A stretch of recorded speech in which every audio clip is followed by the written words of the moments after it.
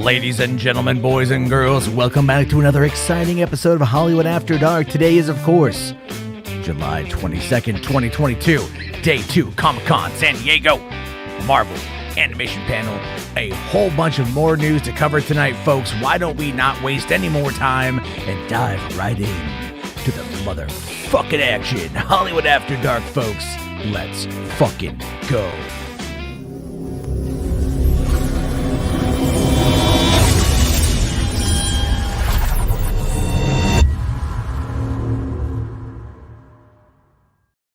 Hey, what's going on, everybody? How you guys doing? Welcome to the party. Welcome to the show. I am sorry I am late tonight. I wanted to be a bit more professional, I think, tonight. I wanted to actually have a presentation of all the information that I could get my hands on. And, of course, when it comes to getting all these screenshots that come in from various sources, it took me a little bit longer than I thought, but thank you guys for your patience. As always, I really appreciate it. Tonight is going to be a fun show. A lot of stuff going on with the San Diego Comic-Con, not just Marvel news. We've got some trailers to look at. We got a lot of stuff to discuss. Kicking off with me tonight, joining me is my friend, your friend, you know him, you love him, Caden. What up, buddy? Everybody. How you doing? Good. This even though like I legit so I was up. And then I was like, I'm going to take a nap for an hour real quick before the animated panel starts. I missed it. I slept in for another 2 hours. So. That's okay. I took a 2-hour nap this afternoon between like 5 and 7 p.m. And so I'm awake, and then I'm like, I'll be up in the morning, you know, and I'll be able to go and I'm going to stream the panel, you know, for everything, just to make sure. But before we dive in, I forgot to remove that slide. Podio commentary, that is coming back. I'm going to do something with Podio commentary, probably more of just like a longer form discussion versus like what I was doing, because that was a lot of work. But, you know, watching movies, talking about them is still something I want to do, but it's more of like a movie club sort of thing. I'm still working on it. It's still there. YouTube.com/Podio commentary. As always, if you guys want to support the show, Patreon.com, Matt Jarbo, best way to do that. It bypasses YouTube and that 30% that they charge for super chats and channel memberships. And now super thanks, which, by the way, shout out to Goober316, who is a channel member who was my very first super thanks. He took my super thanks virginity last night or the other night. So thank you very much for that. My butthole still reeling, but man, it was good. Anyway, I've had caffeine and it's late. It's all fine. But yeah, patreon.com/Matt Jarbo, or you guys can become a premium member here on the channel, the channel membership. If you know, whatever you want to do, however you want to support, best way to do that. And then of course you guys can follow me on Twitter or at Instagram or on TikTok, where, again, nowadays, even Instagram has basically just come out and basically said, we're now TikTok. They put out a new update today that more or less is just like, yeah, we're TikTok now. But their algorithm is shit, and over on TikTok Instagram you get a lot of better stuff. Downfalls when they introduce stories. Yeah. Well, I hate stories. I hate I like them, but then it's just, but I'm just like, but like after that, I don't think they understood how to really function a post with videos and photos, and then an additional thing with stories where you can just post a temporary post, and like, it's weird. For me, it's weird because I don't know. Maybe it's just because I'm like also has stories. So it's just like, so on my true crime account, right, I had access to stories for maybe like an hour, and then they removed access. So I literally have no idea what happened on that one. I have literally no idea, but I also never use them, so I don't care. I mean, I might use it to like put up like a post or something, but it's other than that, like, I don't even think I maybe like YouTube has them now as well, which makes like no sense at all to me why YouTube has stories, unless it is for me to quickly promote something that will be gone in 24 hours, but that's why you have a community tab. And, you know, and that's like, again, it's all of these ideas. It's like, let's all try to make it bigger than it needs to be. Whereas it's like, no, if you just, if you focus down on what it is, and that's honestly what TikTok has done. They've done it well. If you focus down on what it is, short form content, and then you just support that short form content, people will flock to it because it's like they don't have to worry. Do I have do I have shorts and text posts and images, and like I have to start managing stuff. You keep it simple, and that's it. And that's what they've done. But anyway, I'm over there. I like TikTok a lot for movie content. I'm trying to get into doing it faster, but I also post it here to YouTube, and I'm going to be posting a lot more as time goes on that one. It's just that rant is basically saying Instagram shit. Yeah. Thank you. You know, I'll tell you this. So 4 years ago, I went to VidCon and I paid for their their business class, right? Their $650 ticket to go to all the panels and like learn all the ins and outs of everything. Then I go there and I go to the IGTV. This is right when they were launching Instagram TV. And they had just launched it like the day before or something. And the guy who was running the show literally said in the room, he goes, the future, he's like, the future of video is vertical. Right. And like everyone in that room snickered. They're just like, whatever, dude, the future of, okay, wait, whatever, man, whatever. Right. Here it is 4 years later. And it's all vertical on your phone. And that's where it's at with that stuff. It's all vertical with that shit. And so now that's the funniest thing for me is the whole notion of like, it's all vertical on your phone. And yet he was kind of right, but IGTV was so terrible that they just died. So we got, anyway, I know you guys do not give a fuck about social media conversations. You guys want the movie news. I did put out the invite for more people here real quick. So we'll see if they pop on in. I got a bunch of text DMs. Hey, can I come in? All right, here you go. And then like Caden's the only one. I think because everyone's over on Max's channel. They're still trying to finish it up, over there because Max fell asleep for a while. Let's see. H Bars here says nothing much, just sitting around with the time I got off. Well, sir, you could be physically getting off if you tried hard enough. That's what he was trying to say. Right. Too. Yeah. Like, I mean, you're a 22-year-old. You got your birthday party coming up in a couple of days, man. So there's that. Is it Sunday? Sunday. Yeah, it is on Sunday. Yeah, we care about birthdays here at Hollywood After Dark. Dat Dude Vince here says, I'm trying to get better as a YouTuber, so I care. Hey, man, listen, I follow you on Instagram, and right. And Vince buys a lot of movies. He was kind of showing off his Prime Day collection, what he got from Prime Day. And made me jealous that I have like a family to feed, or else I would have bought a fuckload more stuff. Oh. But no, like you could review that stuff and people will take a look for that. So, that's all you got to do is just keep trying and everything else. Generation Selfie says, what's wrong with Skywalker, the Jedi's head? You know what, man? Some people just have, bad foreheads. Yeah. It is. I mean, like, have you ever seen a hairless cat? That's kind of what his head looks like. I mean, and I'm not saying it to be mean. I'm just trying to give you a visual of it. And it's like, you know what? Maybe he can't grow hair. The guy doesn't look bad. He doesn't look bad at all. But it's like, that's the thing. And there was, by the way, a little, I don't know if I should bring this up. I don't know if I should be a dick about this or not. I kind of feel like I should a little bit.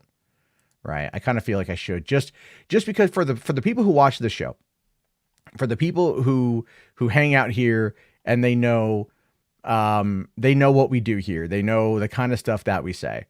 There's one thing I do kind of want to touch upon right quick. And that is, there was an incident that happened today on social media, where our old good buddy, the newly minted author, Zod Writer, has exited the platform. Right. And I thought that was really kind of interesting because, just the other day he was posting this, right? He says, let me make this as simple as possible for people to understand. Since Warner Brothers leaked Zack Snyder's Justice League through Tom and Jerry, Zack is leaking his return through Tom and Jerry is poetry, reels over feels. So this guy, he is out there. He's promoting the concept, promoting the idea that we're going to have Zack Snyder popping up tomorrow morning, Hall H, right? A lot of guys think tomorrow morning, Hall H, Zack is going to be coming out. Yep. Talking about Justice League 2, maybe Man of Steel 2. We don't know. I've noticed the goalpost has moved a little bit on that conversation. I've noticed it's moved a little bit on that conversation. But the thing to remember here is that you've got this, right? Okay, fine, cool. And then, he goes on to say to further taunt those who are naysayers. Caden, like you and me, we're naysayers, right? Because we're realists, but we're naysayers. We're the enemy. We're the others. Right. It says here, many have forgotten about the surprise magic that is known as Hall H. The amount of stupid rash videos and posts being done on Jim Lee allegedly confirming no Snyderverse is pathetic. That's not what he said. Delete your accounts. Right. So he's demanding things now, right? The writer, the author, the newly minted man who's going to tell us the full story of the Snyderverse. He's now telling people to delete their accounts. So then, if we delete our accounts, would you not be able to tell the full story? Yeah. The full true story of how Zaddy saved the fandom and how you found your father. That's the point, Rand. But I think, you know what? We might have teased him a little bit too far, to be fair. I will fully admit we might have teased him a little bit too much. Pushed a little too far. Maybe a little bit too hard. And I'll admit it's supposed to be friendly ribbing to an extent, but maybe because to quote a show I'm not a big fan of, a few moments later, he comes out this morning and says, after 2 panic attacks in one night and consistent character assassination attempts, I've decided to leave Twitter. I wish you all the best. To those who know me, know how to reach me. Mental health is most important and the value of AFSP National is endless. Goodbye. Okay, so here's the thing. Am I going to give this dude a little bit of crap for all the shit that he's talking and then running off of social media? The answer to that is yes, 100% I am. Because if you know anything about Zod Rider, he will talk a shitload of trash about you. He's character assassinated me, attempted to a couple of times. He's run multiple live streams about me and other people. He has said very disgusting things about certain people and their beliefs, all in the echo chamber. And then he gets a little bit of pushback, and he runs and he hides. So, that was kind of the whole thing. Now, Spherical Man here does say that Zod was able to see where all of this was going. And here's the thing. You're probably right. Probably right. So, because today we got a little bit more information on that front, Caden. We got a little bit more information, stuff to look forward, to give us an idea for everything. And so there was an interview with Yame Colette Serra, who is the director of Black Adam, and talking about the supposed appearance of Shazam and Superman in Black Adam. It says here, our movie is an original story. By the time the movie ends, he doesn't know who Shazam or Superman is. Now, that's not to say that there's not a cameo, right? I was questioning that too, and I was like, does he mean separated from, like Black Adam separated? I don't know. I'm very confused by this quote. Like, very confused. Yeah, it's what I think by this is the thing is like because we all seen Shazam and like Wizard Shazam dies, and that's kind of like what most likely awakens Black Adam from his slumber, because once the wizard dies, the magic dies too, at least the spells that they cast, except for Shazam, obviously. They're obviously going to have to tie it in. They're going to tie it into Shazam, obviously. But again, I think whatever they do with it, it should be a fun movie to watch. I'm looking forward to the new trailer we get in the morning. However, and this is something, guys, I don't know how lucky I've been this last week. I've been getting exclusivos sent my way. People have been listening. Hollywood After Dark is growing in immense popularity. So much so that I had to create the whole new channel, youtube.com/Hollywood After Dark. That is where you go to get the archives of the episodes. But I was given something, Caden. I was given a preview of what to expect from tomorrow's San Diego Comic-Con Black Adam Hall H appearance. What they were going to be giving away to the fans. I know what they're going to be giving away to the 6,500 people in attendance. All right, and it's amazing because it's not going to be a pro Black Adam. This is pro Black Adam, but it's going to be not for the movie, but for what's coming afterward. They want you to be hyped now. And do you know what that is? What is it? It's this image right here. Look at this. The Rock, Black Adam, Superman together. This is the promotional image that is being given to everyone at Hall H tomorrow. This is what's going to be provided. Is it the sequel to Black Adam, but then the before Black Adam 2. So it's Yeah. like the in. Wow. So Yeah, they're it's and then and I they're good. based off of this image, I think I know what Black Adam 2 is going to be. Yeah, well, it's produced by a whole Superman new and Black company. Adam have a bad breakup, and if it's fight. Well, yeah, what I think is going to happen though is like it's going to be called Man of Steel Blacked Adam, right? And so it's just going to be like a really interesting erotic look into the life of newly single Clark Kent as he discovers that he's really a power bottom to the magic that comes out of Black Adam. Now, what I'm surprised at, what I'm really, I mean, and I tell you this, I'm completely amazed by this. Brazzers is producing the movie.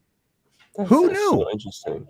I mean, we know that in regards to pornography, they are massively, wildly popular, hugely influential, now clearly wanting to migrate over into feature films. And we all know Warner Brothers at this moment in time is currently in need of funding because they're hurting after that merger. So here comes Brazzers with the DC Brazzers original. That's right, what Spherical if Man takes over DC. That's right. Yeah, think about it. Think about all of your favorite DC characters literally coming together. Right? Literally coming together on the big screen. It's going to be nothing but money shot after money shot. They're going to create the whole new. Remember back when they tried doing like the special kind of theaters that had like the smellorama? Yeah, they had like the really interactive experience. That's what this is going to be. Oh, 40. So we're gonna be talking. There's going to be mist. You're going to be spritzed with liquid. You don't quite know what it is, but it's going to have a very kind of weird sea-esque aroma to it, or ocean-esque aroma. You know, you're going to be in the mix. You're just going to hear all the fights, all the kapows, and the oomph, and right? You're going to hear all of that in pure 4D, realistic sound. It's going to be the most immersive fucking movie of all time. And that, of course, is coming to you. DC Brazzers original content. San Diego Comic-Con 2022 exclusive here, Hollywood After Dark. I really hope you guys go check this out. Very interested to see where this goes. Yeah, HeroGasm ain't got nothing on this. Yeah. All right, they saw what Kripke did and they want to beat it. Bigger. It's going to be way, way bigger and way better. Yeah, there you go. That's it, folks. So, and then speaking of Henry Cavill, because, you know, he's not done yet, right? He's not done yet. We found out this today as well, that Chad Stahelski is saying that he's been trying to get the Highlander film starring Henry Cavill off the ground, but assures fans that it's still happening. So that's cool. I want to see what they're going to be doing with this, right? I want to see how they're going to be playing this up. Yeah. And you have to love that hard left turn, right? It's just like right into. I know. Right back into movie news. It's how we do it here on the show. I'm but sure people who are watching on the replay are like, "What the heck?" It's beautiful. It's fucking beautiful, man. Anyway, and I am excited to see whatever they might be doing with Highlander. I think Chad Stahelski is a fine director, and I actually like him better than David Leitch, to be fair. I do. Now, that being said, I do really want to see Bullet Train. I think that's going to be awesome. Oh, but but watching this is going to be, I think, going to be really funny too, to see what they do with this one, because but at the same time, here's my worry is like, how do you replace Clancy Brown as the Kurgan? Right? Like you can't replace Clancy Brown as the Kurgan. And I don't know how they're going to do it. But we'll have to, we'll just have to wait and see how they pull this one off. Nihilus here says, "Oh shit, that means it's dead in the water." It's not dead in the water, but COVID set a lot of stuff back. It did. And there's a lot of uncertainty in regards to like where these shows and properties might end up, whether they're going to be theatrical, whether they're going to be streaming. I have a feeling that like Netflix might want to work with Chad to do Highlander, because that would be keeping Henry Cavill in the fold with Enola Holmes and The Witcher and this. That would probably be something else. But, we're going to ask Anthony Beltre is here. Anthony, what do you think? You think we're going to get Highlander starring Henry Cavill? Oh, he's fucking muted, I guess, or whatever the fuck. Oh, you hear me now? Yeah, I can hear you now. I thought you finished with The Witcher. That's my guess. Maybe. I mean, like I could see that. I could see that being a thing. I think The Witcher is gonna last for a while. To be honest with you, I do. I think Oh, The Witcher is gonna you know last for a how I while. was talking about how like Kevin Smith and stuff. Mark Brendan was asked to be part of season 3, and then he declined because there was another offer that he knew the cast and crew more and better for that one. He hasn't said what the other one is yet. So, but that was a little something that he said about Okay. season 3. I mean, I'm just looking. I'm hoping it comes by the end of the year. I know they're still filming it. I'm sure it will. I'm sure it will because they have to get these things out faster. They They have started to. filming like May, right? April. They started filming it back April. in either March or April. Yeah. But it's like Yeah, something like that. I mean, but the thing is though, that's what Netflix has to do. It's like I understand that COVID set a lot of stuff back, but they've got to start getting on these shows faster. Like it doesn't. Yeah. I understand the concept of like let the creatives create, and if they need to take time, let them take time. But what you're talking about here is like the audience has a level of they'll forget. It's not that, like not to say that they can't get brought back into it. Stranger Things clearly 3 years in between seasons prove that. But I think one of the weirder elements of it though is like it's still like kind of it didn't help raise subscriptions, right? It didn't bolster subscriptions. We learned that they actually dropped off. Didn't they lose Another 974,000 subscriptions, yeah. Ooh. After this last quarter. So they're kind of hurting, you know. And then did you guys see today that Blockbuster put out a tweet that they're back? Yeah, I did see that. I was very confused by that. I have no idea what that means, and I'm like, well, I live only about 5 hours away from the last Blockbuster, and yeah, like I want to go down and check it out. Like I will have to rent a car to do it. Yeah. Just because I don't like it's not that I couldn't take my car, but it's mostly that whole notion of like, I'd rather not take my car if I don't have to. Just in case, but renting a car would be fine. And then I just really want to go down and see exactly what's going to be. Back in one way though. I mean, I know they used the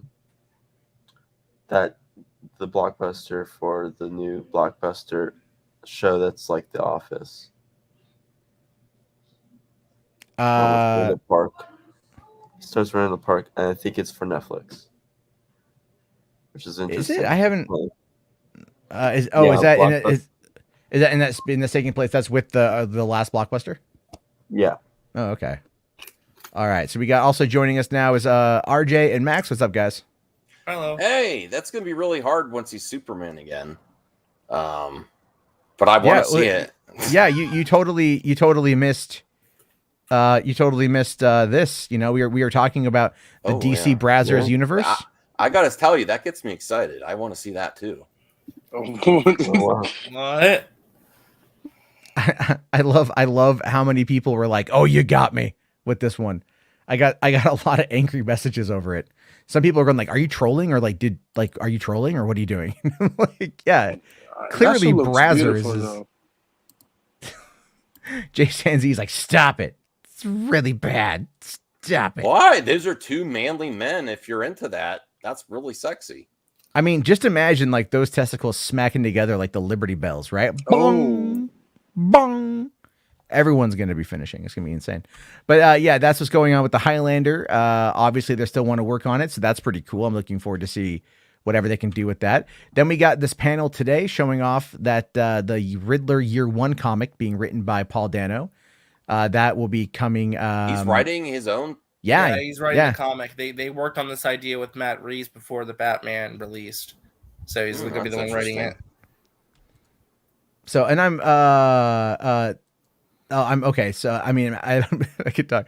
I'm happy about that 100%. Sorry, I just saw your DM on your private message, RJ. So that's pretty fucking funny. Is that really a surprise though? Like, no, it's not a surprise at all. But like, is it like, if they're talking about us right now, I don't want to like break the, we could check in for a few minutes. Yeah. We could, well, I'm in a I have a thing, but like, here, let's. I don't care. You guys can bash each other. I just don't care anymore. You're like, fuck it, I don't give a shit. Right. I threw my hands up months ago. I'm like, well, I got messages like over an hour ago that they were still, doing their thing, but apparently now it's like their theme right now is Zactivation time? Question mark. I want to get Zactivated. Go to Blazer. You want to get zacked off? Yeah, if that means the Snyderverse is returning or Henry Cavill, absolutely. All right, here we'll take a look for a few. Oh, okay, let's hear it. Okay, so I could head over there. The Rock is talking. Oh, blah blah blah. Rock great. Blah blah blah. Here we go, guys. Curtains open up, and this is Zach and Henry there, right? And he turns around, raises his eyebrows. They do sound like they're getting excited about it. What are you all gonna do? Where's the rest of your league? You can't take me. And they go, mental health Rock. Well, he quit Twitter. Right behind you, and the Rock turns around. There's Stone Cold, gives him the stutter. Bam! No, takes him out. I told him to enjoy Undertaker comes in, more, not take him. serious. I called Zod today. He's still my friend. You're That's all my what friends. I want to see happen. But honestly, I think I'm going with Zod now after hearing that. Remember, folks, restore the Snyderverse. I think we are the true story of how Zaddy saved a fandom and I found a father. Zod Rider coming 2022. Okay. Yeah, well, I don't think we're ready. I think it's going to be nuclear. I think for all the letdowns from like fandom, hearing about Our Man and everyone's Wonder my Twins. friend H. Zaslav's not playing games. I don't think he wants, like Sill's been saying. Well, see, this is where he. Every time I hear Zaslav's name. All right, what, Max? I mean, this is where it's fun. You could see them before. You could do it before and after. You could. I actually, that's my idea. It's my friends, but I should. Oh, they're really laying on thick if it doesn't happen. You disrespected Warner Brothers. What the fuck? You disrespected Batman and Superman. What the fuck? I'm sorry. Yeah, I mean, You're gonna have to die. You don't do shock and awe. I'm so sorry. God looks uncomfortable on that one. And then he just before he'd be eating a lemon and oranges or whatever it was, and then die. This little No. What is this, man? Like, yeah. If you really wanted to have some fun, and these are my friends, you would record this and then say 1 moment later, if nothing happens, and then get them the next day after nothing happens. Even though I want it to happen. But they are laying it on so thick. They are getting their expectations up so high. Slow down, everyone. And these are people I like. Everyone says shit on the internet. But I'm like, man, are they laying it on thick? Like, they are so sure. I'm like, I would not be doing this. I'm excited about the possibilities, but I would not be laying it on this thick and playing the fiddle. And I want to see. Yeah, this is cope, by the way. Thick. This is cope. This is just setting themselves up for disappointment in the morning. I know. This is like the guys that are hanging out like before D-Day, and they're like, "We're gonna be fine. We're gonna be fine. We're good," And then just the next day, like half of them are gone, and they're like, "Well, that sucked." This is gonna be crushing if it doesn't happen. I'm hopeful, Max. I'm hopeful for tomorrow. You're my friend too. You're all my friends. Let's keep going though. Bros. What are the comments saying? Fucking Godfather, he's fucking murdered the clown table, yeah? You fucking wait who's next. You know what I mean? He's having a good time with drinks on Friday night. He's having I'm not knocking him. Time. I'm not knocking him for drinking, dude. That's fun. That's actually a fun thing right there. Like, that's not like you can tell he's having a good time. That's good. Oh, look, Paul, that's ridiculous to pray to God. This is the opposite side. Halogen helix. I pray to God every day. The illusion is smashed, and I don't have to hear about it ever again. You guys love talking about it too. Don't lie, Paul. Don't lie. You all love talking about it. Rational here says they're going to go. This is entertainment. Well, it is. Rational says here they're going to goalpost tomorrow when Zach doesn't appear. They're going to say Zach will be at fandom. Yeah, I mean, obviously it's going to happen. It's going to happen. But in that they're going to they're going to move away from there. Hey, I'm going to be celebrating if it happens, and No, look, I told my girlfriend, I said I'm streaming in the morning. I'm doing it at 10 a.m. We'll do the show. I'm going live. My live stream is going to be. I'm not ending this stream till the Snyderverse is restored. Yeah, he literally says he's going to go live until the morning, and he won't end it unless they announce the Snyderverse restored that day. Oh, okay. Well, have fun with that. I'm just going to go for an hour and some change and look to see what's going on, and then have the discussion at that point. But yeah, you want to go all day, you go all day. Let's see. Paul here says after this stream, I'm just never sleeping. I'm like, I'm going to go on sleep strike until it's restored as well. There you go. Halogen here says this movement has made me hate Snyder. I mean, I have definitely soured on Zach a little bit based upon the revelations from this past week. But that being said, his new logo's fire. It's nice. It's not as good as my logo because it's not funny. But there you go. But all right, let's listen for like another minute or so. Then we'll get back into the news. How you doing? Oh my god. No, that's right. Yeah, it's watching Man of Steel, Batman vs Superman, and Zack Snyder Justice League. Yeah, then watches the other DCU shit. Yeah, it's like, look how they massacred my boy. Look how they massacred my boy. Look how they massacred my boy. My boy. What the fuck? That's what they saw. I mean, that's what they were saying when they saw fucking Justice League. Yo, go ahead though, Necron. I lost my train of thought. It's back. It's back. It's gonna be badass. It's shock and all pending. So you gave us the rundown, Necron, of what you kind of hope would happen. Your hope was what's going to happen. You said you had an expectation of if you watched Skywalker's shit from the other night, I was so pumped when Zack Snyder put that out because it's coming back. Zack and Paul H. That's your confirmation. It's back, dude. I mean, how dumb can you be if you don't think it's coming? This is what he thinks is a confirmation, by the way. There's definitely importance to what he's putting out there, and I agree with everything you and Zod were saying for sure, man. I wonder how much you're going to give us, and it is a big event. Do you think they would fire out more information coming up on Warner Brother Discovery, DC Fandom, or something like that? Do you think they follow up right away with that, or DC Fandom? Yeah, I think there's so much shit that's going on behind the scenes, and when we finally hear it, minds are going to be blown. Okay. Apparently, hold on. Apparently, they're going off on Max now. What? I don't hear it. Come back for like 10 seconds, like 10, 20 seconds. Oh my god. They brought it's going to be exciting. I can't wait. I'm so excited. Hold on. There we go. Hold on here. I will be back. I just was taking a bit of a mental break from it. That's sure. All. As far as Savage is drunk as fuck. all that stuff happens. Yeah, it's gonna be exciting. I can't wait. I'm so excited. Gonna clap some beta cheeks. Yeah, man. What? Y'all won't. Y'all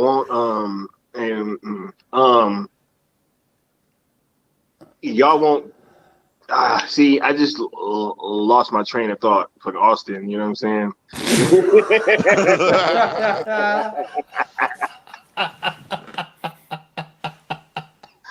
Oh my god!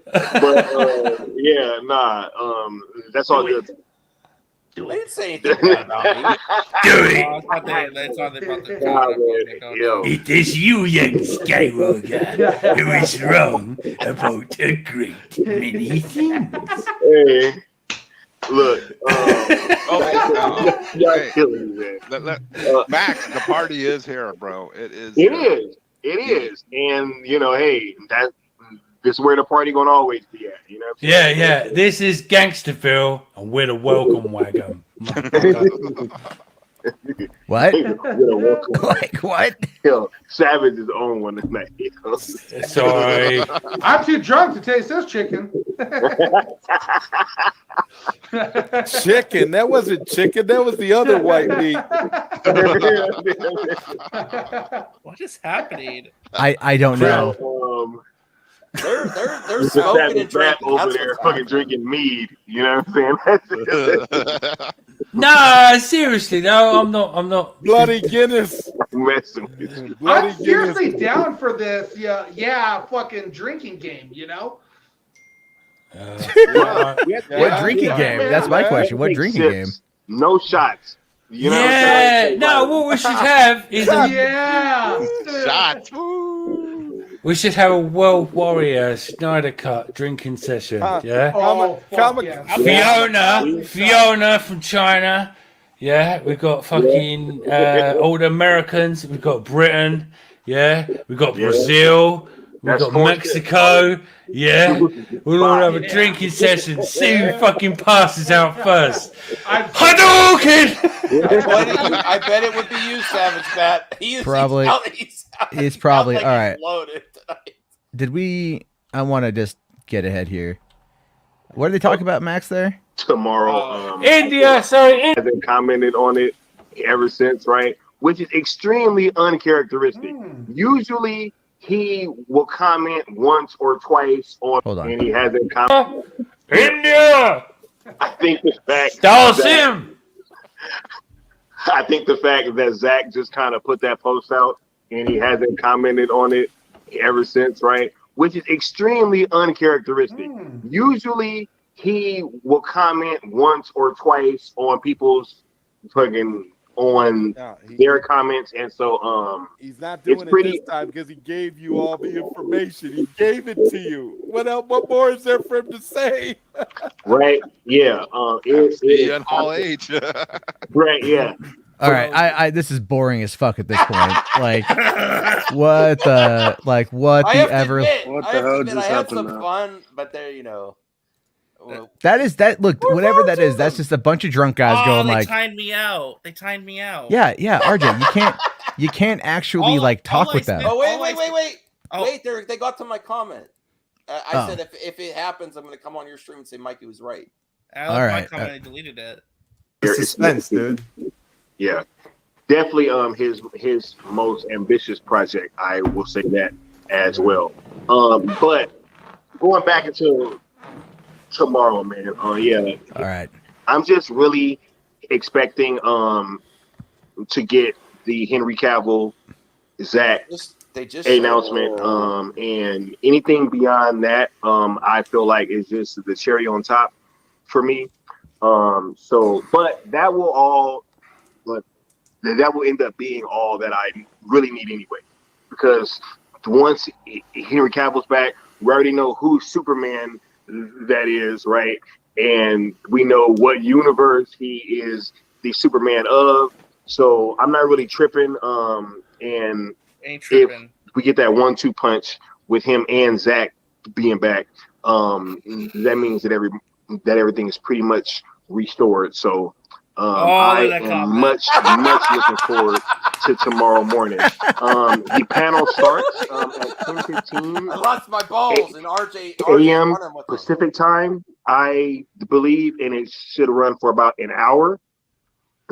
So I'm pretty sure that there's going to be streams going all day tomorrow. I look like really mad that I said hi. I will be trying to hop on some.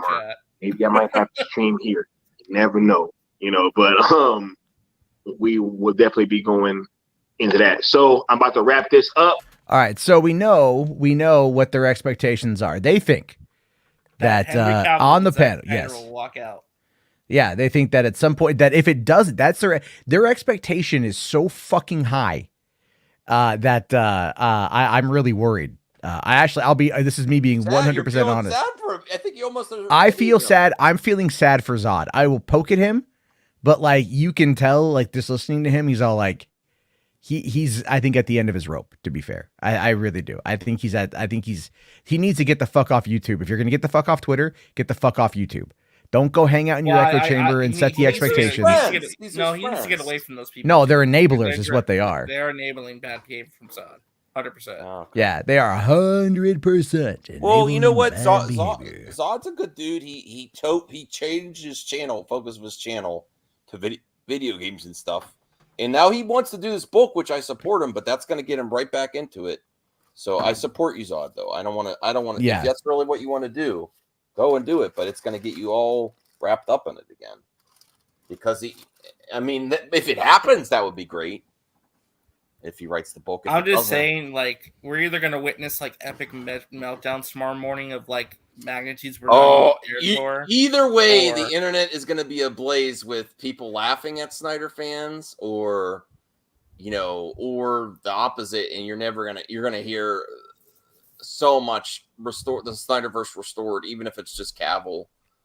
Oh my goodness! It's gonna be a crazy day. Even if Cavill comes out tomorrow, does not mean Zach is back. I don't know. I know. Well, they're going to move the goalpost, though. Yeah, and again, that becomes the question of if let's say Henry does get brought back, which would be great, and if Zach is not there, then is it Henry from Zach's movies? Is it Justice League Henry? Oh my dear Lord!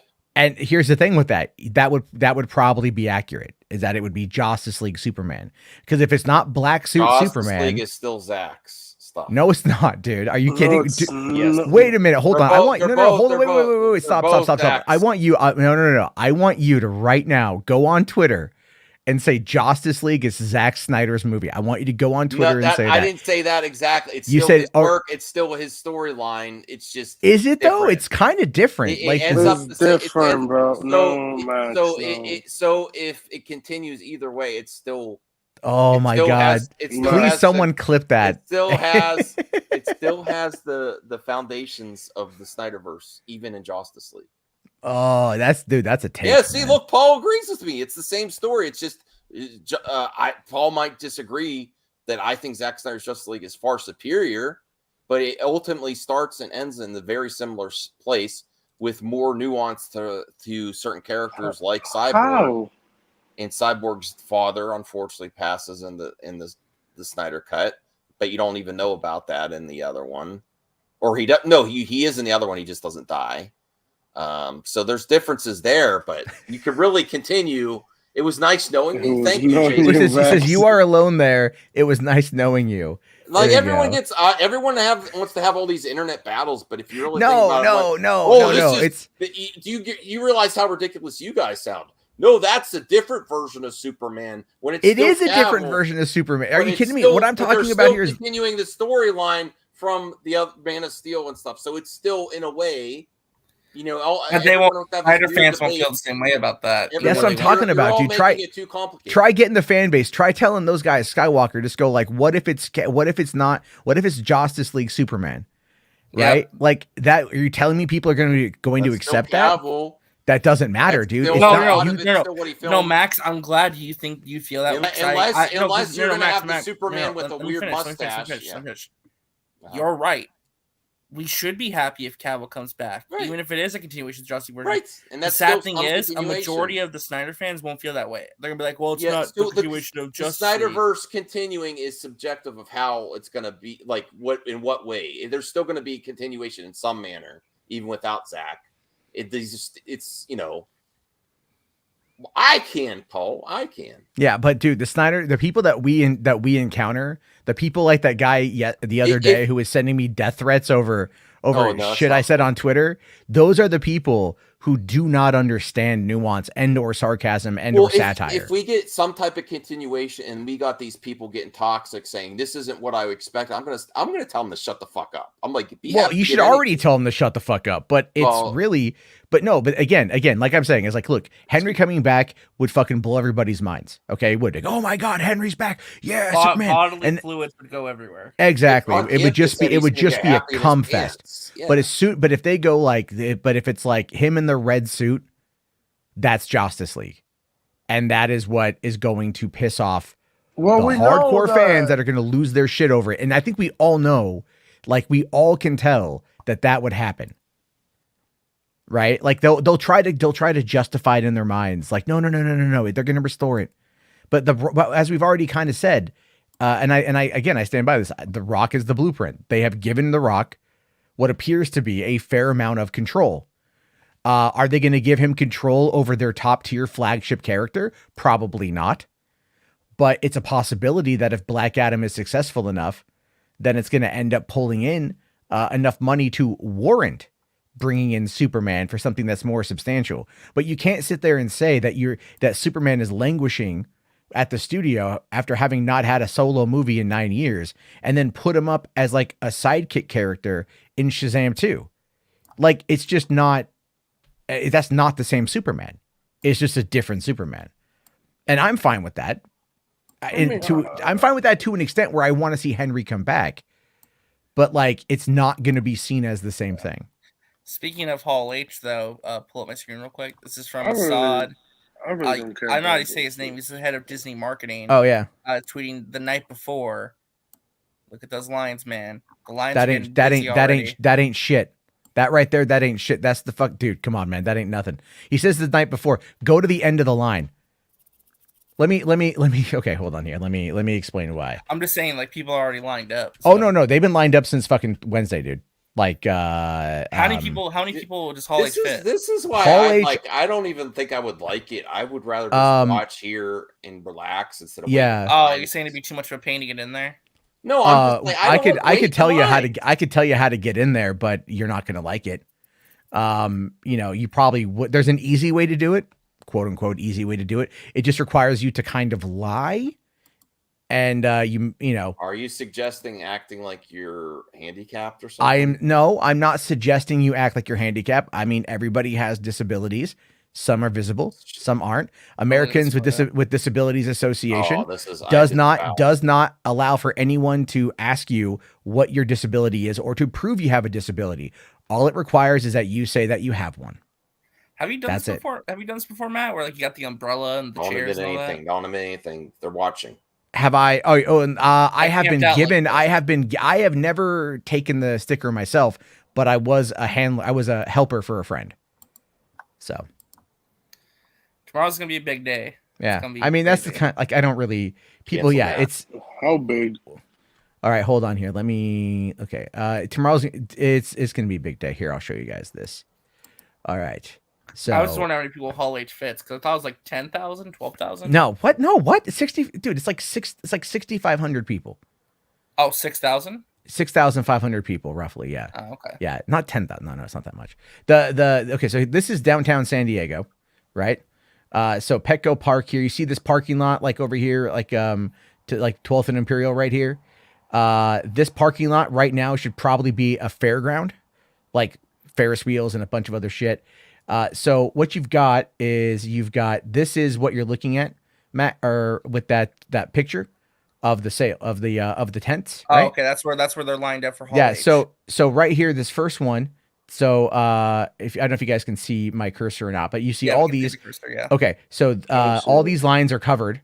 They're all covered in tents, right? They covered up to about right up here. So then you cross this lot right here, or this crosswalk right here, and then you follow it down. So you follow it all the way down Park Boulevard, you loop it around, you go all the way to Convention Way, around, all this over here is so like this. 6,000 people lined up that way.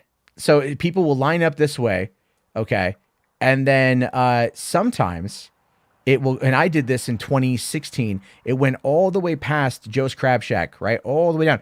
So this parking lot right here, okay, is usually empty. People turned it into Tent fucking City.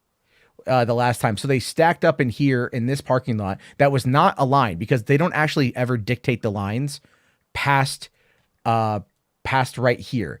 Everything else like a raffle, like where you like a raffle. Well, what they do, what they do is they give you wristbands if you're there the night before. So they will.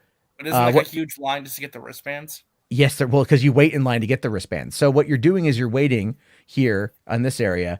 And they'll walk it down over here. And then like right here in the Bayfront Park, you'll have like other different events. And like, I think like Adult Swim usually takes this area right here with like a whole bunch, like a little carnival type thing and whatever. And then you follow it down the Embarcadero.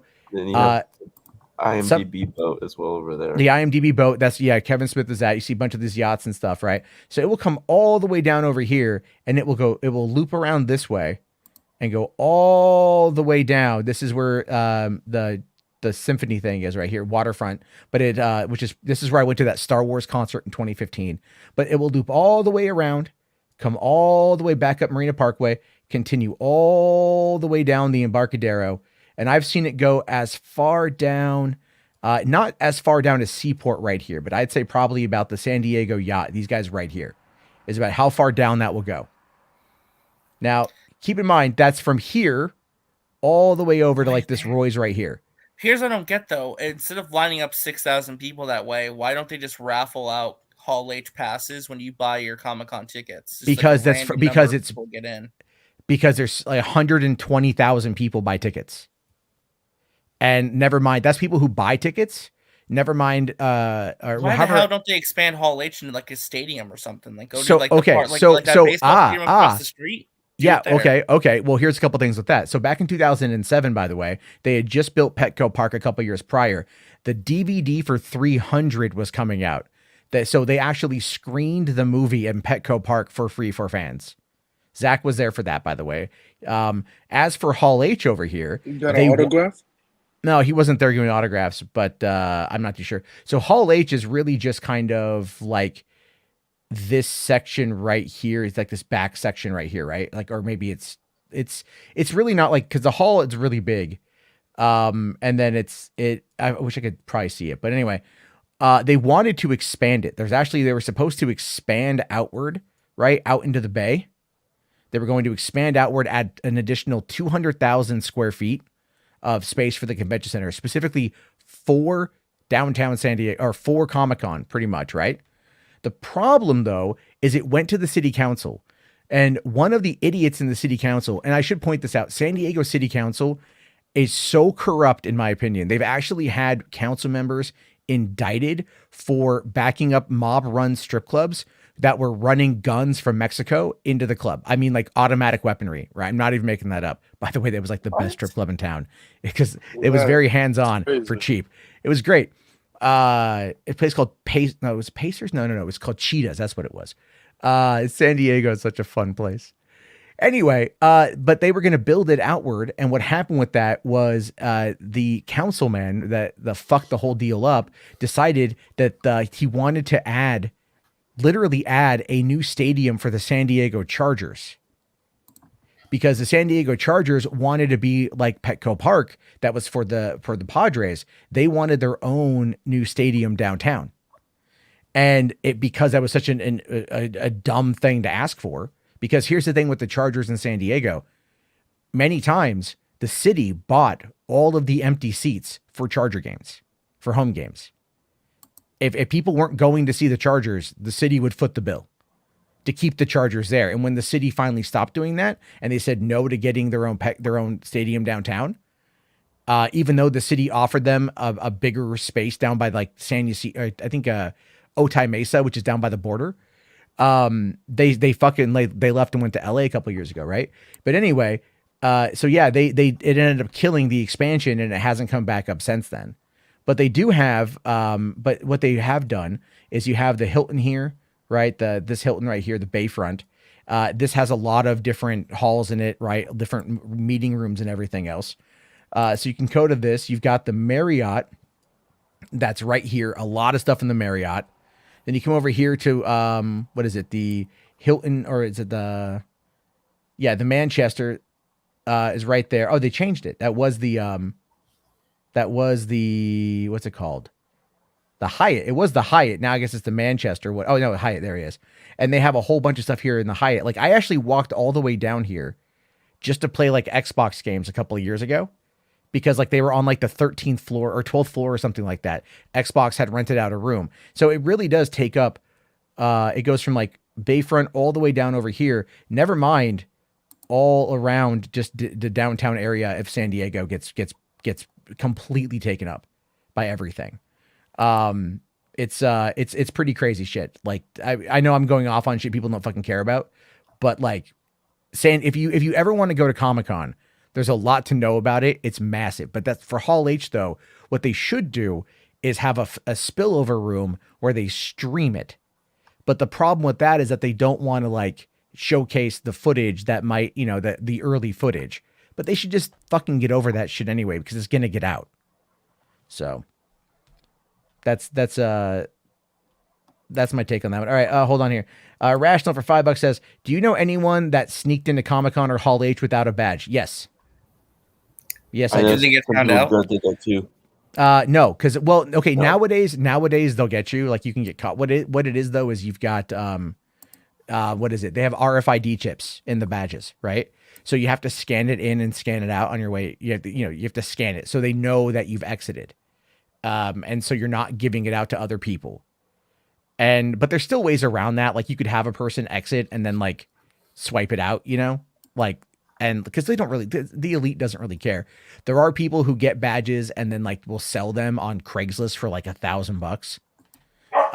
There are people who will, again, like, you can do the ADA thing. Like I said, people have done, there are ways to like, mostly you just have to hand off a badge to somebody else.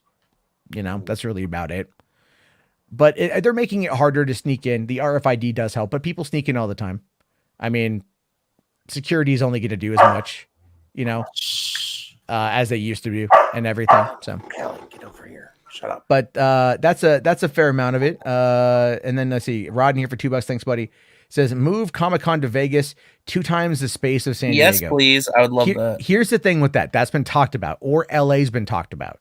The LA Convention Center is bigger than San Diego. The thing is, though, I've been to Vegas. I've been to LA Convention Center a lot. The thing about the LA Convention Center area is that you have the Staples Center there. You have LA Live there, so you have different venues that you can use there. Yeah, I mean, I went to and you've got the across the street LA Live. I saw Video Games Live there a number of years ago, which was awesome. Like, for whatever fault Tommy Talrico might have at the Amico, Video Games Live is fucking lit. Oh yeah, I was really when I thought it was going to come out, I was really looking forward to also, since covering the Amico and speaking with him, I was looking forward to going. He said he was going to give me a backstage pass and everything. That would have been awesome. I'm sure he'll get back to do it again. I'm pretty positive. I mean, but I'm not going to get a backstage pass now. Probably not. Probably not. Probably not. Caden, what is it that you have brought up here? Oh, it's BD showing also the line, and he has like an actual video of it. Okay. Hold on, let me. Yeah. So. What if those are Snyder fans? Okay, go full screen with that. Yeah, that's all right. That's a lot of people. That's okay. That's walking down the pathway across the street. I want to see where it's at. If it's past Joe's Crab Shack, everyone is fucked. Honestly, more power to these people. This is just, I hate waiting in lines like that. Dude, that's I would rather just to react online. Well, see, here's the thing. Right now, so one of my good friends is in line right now, right? She comes down from Vegas. She crashes out for 4 or 5 days. She sleeps in this line, right? Yeah. They all sleep in the line.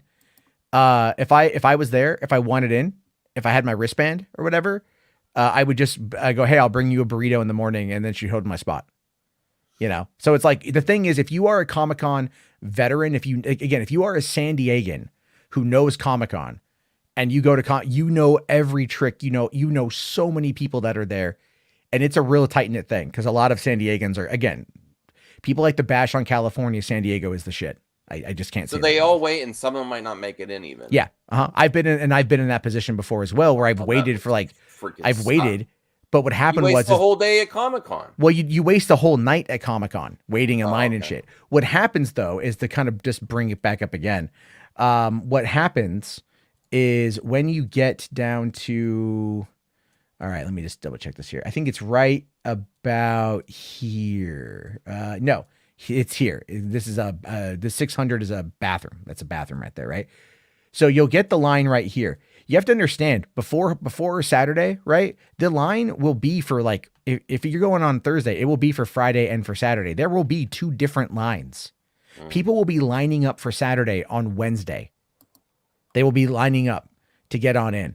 But right about here, always about this bathroom area right here. If there's even, oh, cool, there is. Bring this up. RJ, are you streaming in the morning?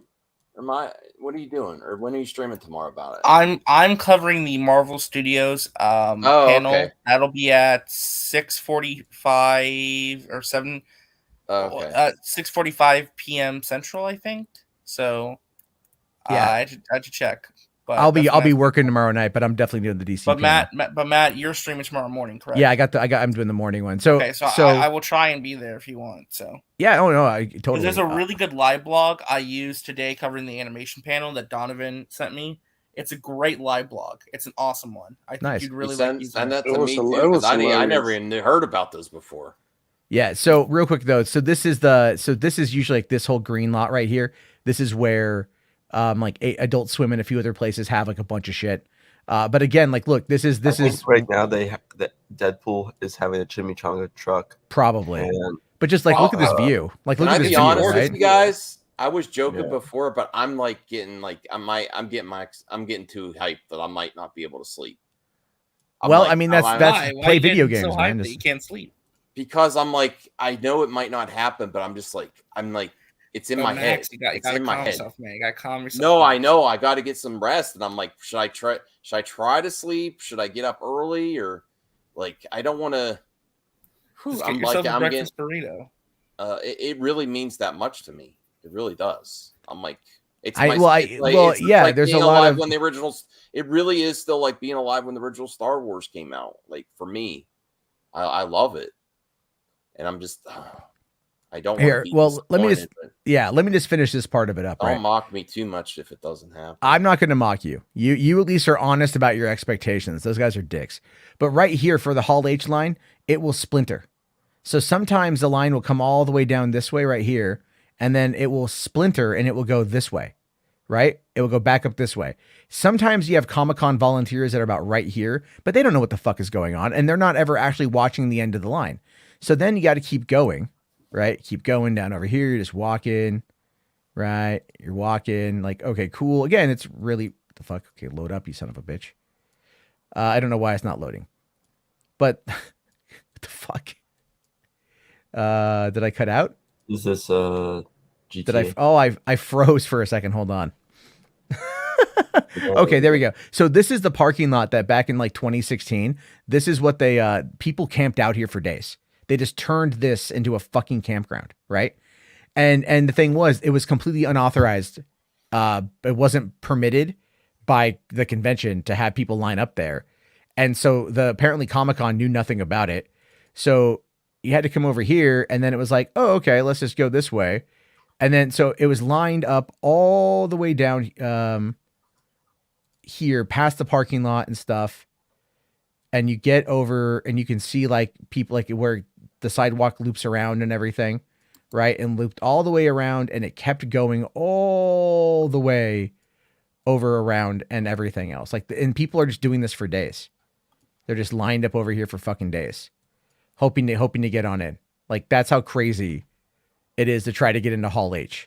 That is what they've turned it into. It's a spectacle. It's insane. I mean, like it's again, Marvel at the end of the day, you know what that means? People don't leave. Right? Like Marvel at the end of the day means that people just simply won't leave. They'll just go in there. So they don't kick you out of Hall H. You can stay there the whole day. Good luck trying to get everybody to leave, man. That'd be a fucking nightmare. You know? It'd be an absolute nightmare. Well, that's what I was gonna ask though. Like, what if someone's like a piss break or something? There's like a bathroom in there. There's a bathroom in there. There's a bathroom in Hall H. Oh yeah. And it so you don't have to leave to do anything. No, and there's actually a little food stand outside too. So they cordoned off this like area because where there's actually like snacks and everything else. You can. So basically, like you got food and you got the ability to piss and shit, so you're good. Yeah, you're good. But the bathrooms, oh my god. Holy I wouldn't leave. You don't leave. You don't leave. You just wait there all day. But I mean, like because you're there for every single panel though. You get in there. They let you in about an hour ahead of time. Right. So they'll let people in tomorrow morning, probably about 9 a.m. They'll start letting people in. They wait until, 10:15 is the first panel. That's DC. And then after that, it's like you have about maybe 15 minutes in between panels. And then the bathrooms are full. Right. And then people run out to go get snacks and shit. And you're just kind of like You're just kind of there and you're just waiting and waiting and waiting all day. Some people will get well, you actually can leave and they'll hold your spot. So what happens is, like, if you want to leave during a panel, like let's say there's one you don't care about, you can go to the exit and you go, look, I just need to go. I'll come right back. They'll give you a ticket, but that ticket has a timestamp on it. And if you're not back by the end of the panel, they're not going to let you back in. So they're not going to let you back in if you screw up on that time. So a lot of people will just leave, and they'll, like, if they're not planning on coming back, they'll just give that ticket to a friend of theirs, and that friend can just use that ticket to go right back in. Or they run out, they buy something they want, they come back, and then they can do it as many times as they want. You know, it's so they work with you, but yeah, you're kind of trapped in there as the day goes. I think, honestly, I feel like Max would probably would have a lot of fun there. I think he would. Yeah, would you want to camp out, Max, and like just sit there in Hall H and watch the panels and eat food? That's what my wife likes cons more than I do. I like cosplaying, I like that, but it's just a lot of walk, and I like walking around. It's just, especially. Well, I heard a couple people. I used to collect Funko Pops. I think if I did that still, if I was still a collector, but it's also like, if I went now, I wouldn't really buy anything, and then I'd be waiting in lines a lot. And most of the stuff I could find out online. Well, here's the thing: if you wanted to buy some good food, relax with my pets, my dogs, and chill. Here's the thing, Max. If you want to go to the Funko booth and buy something, you have to get there at 5 o'clock in the morning and get a ticket to be able to get in line to go buy something from Funko. I used to buy the upcharge. Why would you want to go to Comic-Con when all it seems like is a bunch of standing in exclusives? Line? Exclusives. It's exclusive. No, that's how I make my money. I only used to. There's no spontaneity with it. There's no trust. Collection was only exclusives mostly. But you see what I mean? Like, it seems like it's like more of a chore, not fun. But I didn't wait in line. I used to buy them online for people, and I used to pay the upcharge. I'm like, well, if I flew to San Diego, hold on here. My tickets, hold on. Shang-Chi here says, is Hall H line that big? And 2010 was the last time I went, and it was an hour. Dude, I was in 2010 as well. What time of day did you go? Because if you were going, because that was towards the end of the day, that was Paramount, and then it was Universal. And then it was I think it was Universal.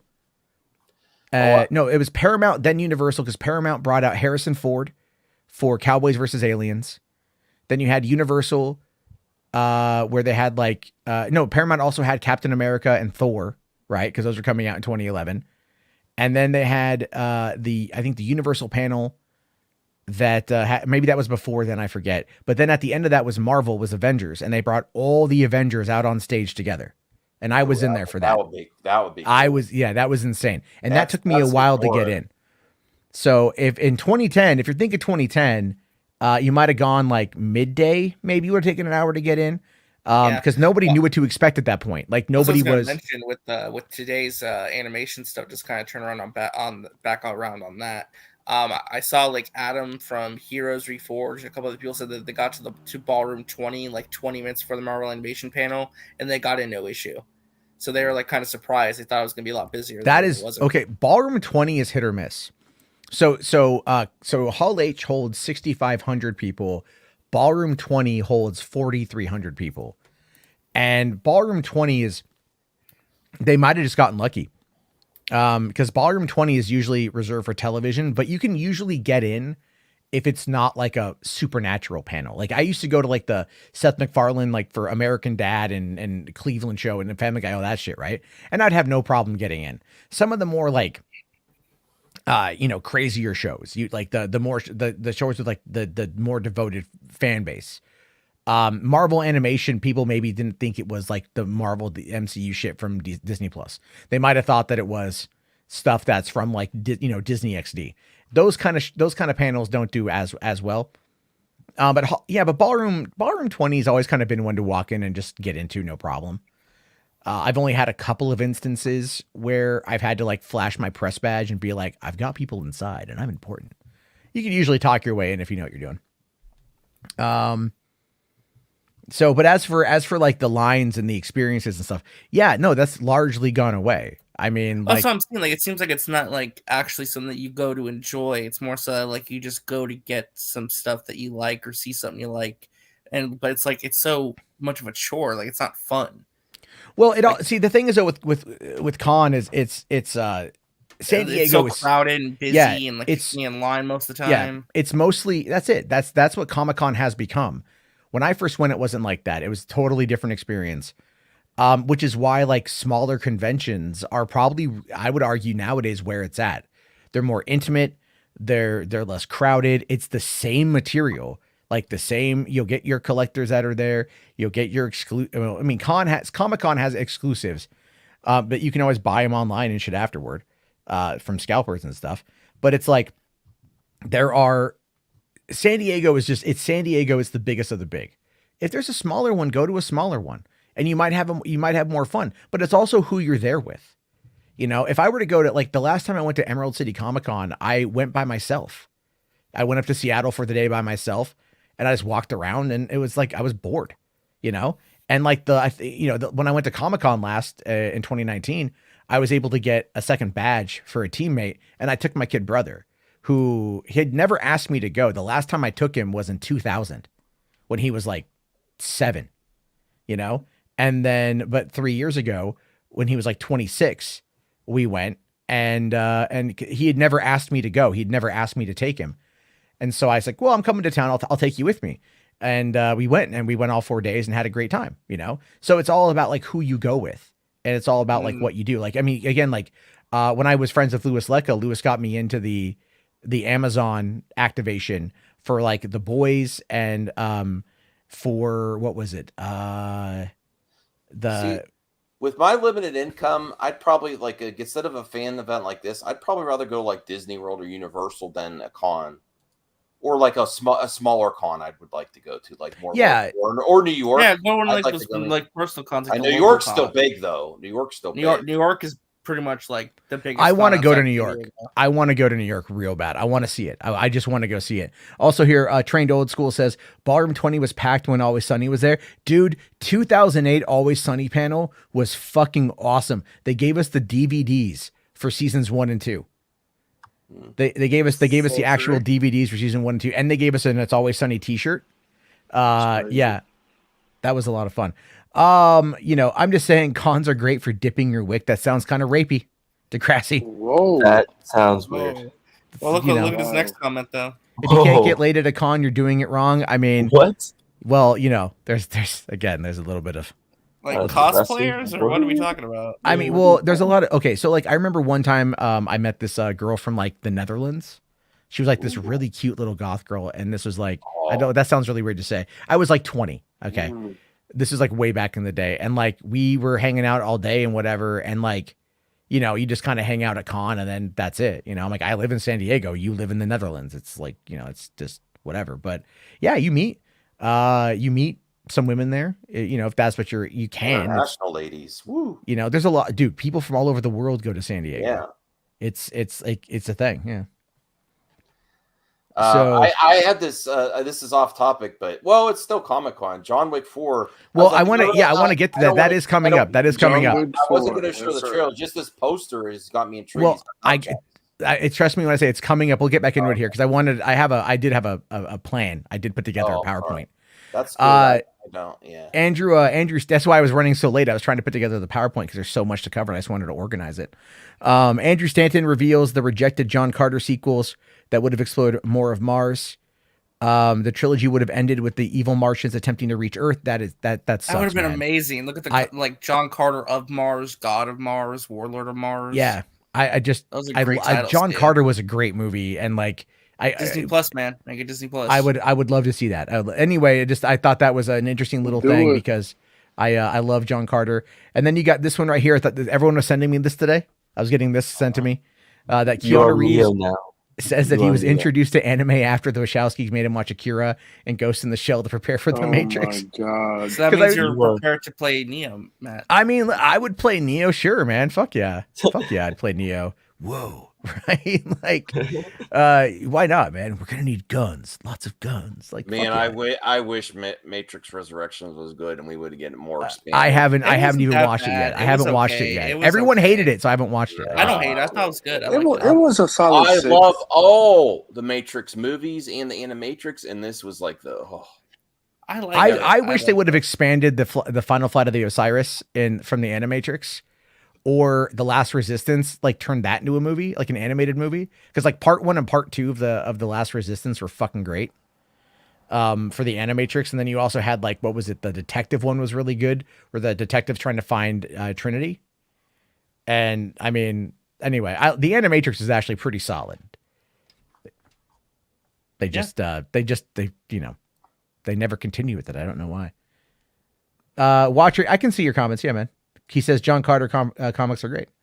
All right, and then this was the John Wick 4 poster. Baba Yaga.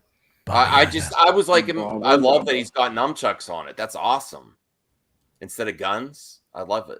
But so is it just called John Wick Chapter 4? Is there going to be a subtitle? Because John Wick 3 was called John Wick Chapter 3 Parabellum. I hope this isn't that he actually uses the nunchucks in a cool sequence, because I would love to see that. Didn't we already have the subtitle for John Wick 4? No, there's no subtitle yet. No. CinemaCon? No. At CinemaCon we didn't? I don't think so. Maybe they're calling it Baba Yaga. John Wick 4 Baba Yaga. That would be a great title. So, all right. Well, everyone's been asking for it, so let's check it out here. Here is the teaser trailer. Okay, well, check this out. Lionsgate or actually, so. Yeah, it's fine. Have you given any thought to where this ends? I love that actor, by the way. The tale will never stop. He's a great actor. You know this.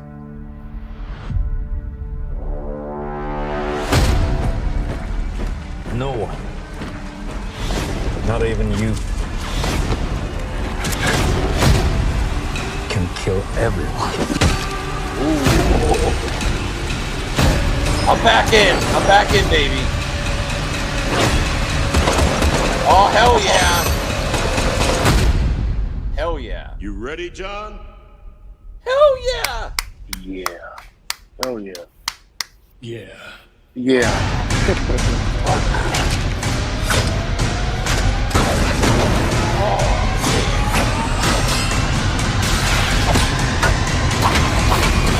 Oh, yeah! Still got it. Donnie did. Woo! March?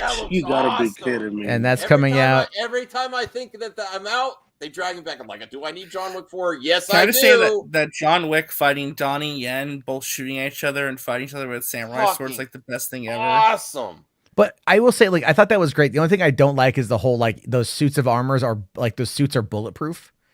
Because, like, the bullet has no impact on them whatsoever. Right? That's the only complaint. It's my only complaint is just, like, because I love the John Wick movies. Matt, he beat a guy. It's a nitpick? It's a nitpick? That's a pretty big fucking thing. It's like, the suits are bulletproof, but they would still have impact.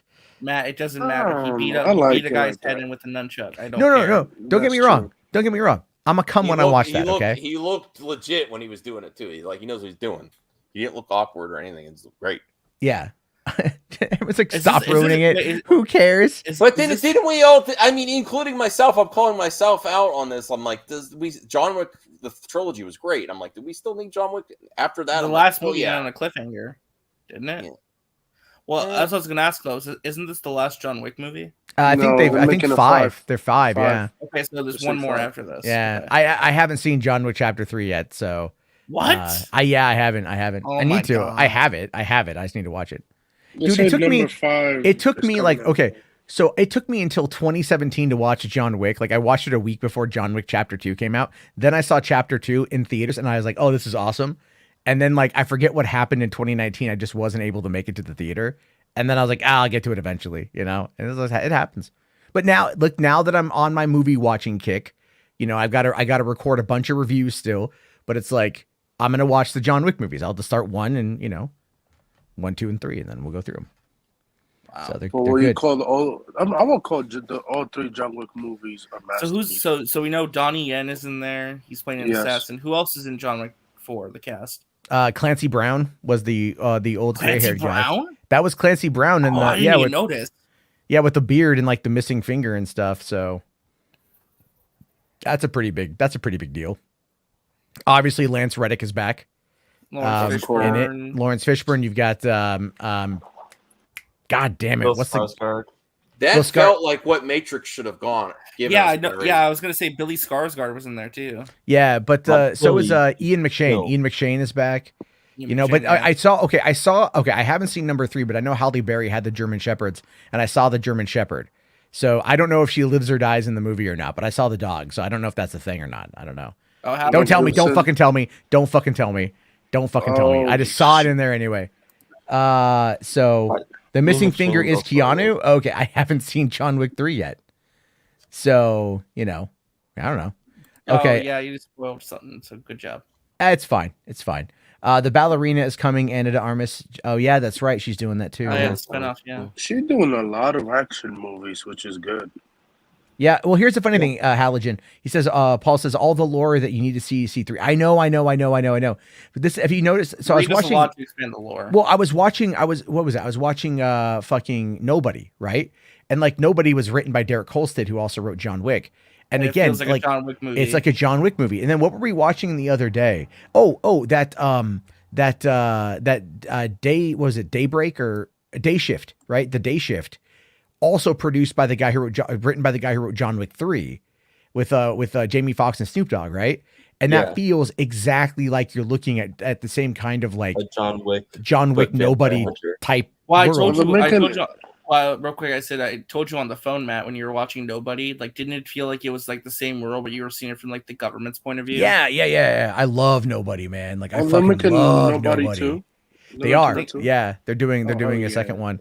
I mean, it's like, I think the budget was like under 30 mil or something. It was a very cheap movie, yeah. Well, I mean, that's the thing though. Like, you know, look at like the Black Phone, right? It was $16 million movie and it made like, I think 75 domestic, and that's pretty good, you know? And so it's like, you can make these cheaper movies that are really well done. We don't need all the fucking spectacle, dude. There's a lot of good shit out there still to watch. But anyway, there's still a lot to get to tonight. We haven't got to the animation shit yet. It's been an hour and a half. But there is this one today that also popped up. Ooh. The new Lord of the Rings tease. I haven't seen this yet. I've been waiting to watch this. After this, I might head out because I'm going to try to sleep so I could get up. Don't go to sleep. Don't go to sleep, Max. You're not going to go to sleep. You're not going to. I don't know. I don't know. I'm in the dog. Just stay. I got to eat something too. I didn't even eat anything. All right. Okay. So I haven't seen this yet. So I want to see. Yeah. Oh yeah. Well, I'll tell you this though. Here's what pissed me off before I play this. I heard that it was online. I was watching TV with my kids. It's like, okay, I'll see if it's on YouTube, right? Because I heard that it was up. I go and I type in Lord of the Rings trailer, and you know what I see on the recommended feed? Nothing but Nerdrotic and all of those chuds attacking it. And I'm already. Oh no, they've been attacking it for months, dude. They just put this in the. They put this in the. Are they in going? The description. They didn't go to Comic-Con. They're not there, but they weren't even attacking this trailer because this trailer wasn't online yet. But it's just all the other attacks that they have done. And like Nerdrotic has one that's got like nearly 700,000 views. And it's like, they're already priming the pump for this shit. And it's like, I can't deal with it. I'm like, we haven't seen it yet. Holy fuck. So I just immediately backed out of that. Figure I'll just watch it tonight. I actually didn't get anything on the Berserker movie. But yeah, that looks pretty cool. So they're doing the movie, and they got a 2-season anime coming to Netflix that Keanu is doing. All right, let's take a look at this trailer. We thought the war at last was ended. Whoa. That looks great. Today, our days of peace begin. We thought our joys would be unending. We thought our light would never dim. The skies are strange.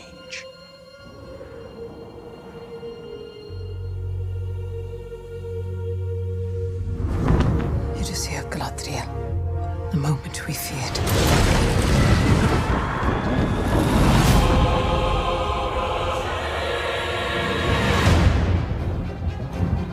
Evil does not sleep. It waits. Beyond the darkness tempting shadow to bury us all beneath the mountain. He has not one name, but many.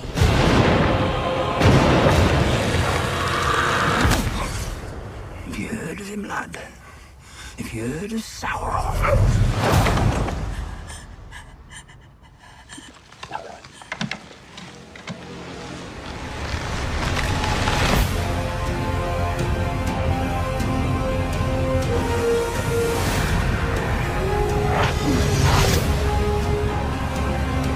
If the evil rising is left unchecked, it will take us all.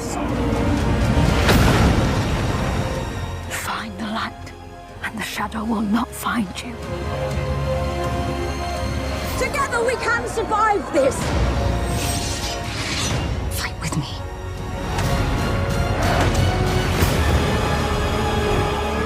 Each of us must decide who we shall be.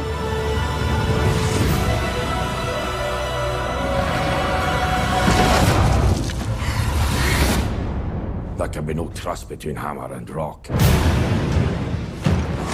Eventually, one or the other must surely break.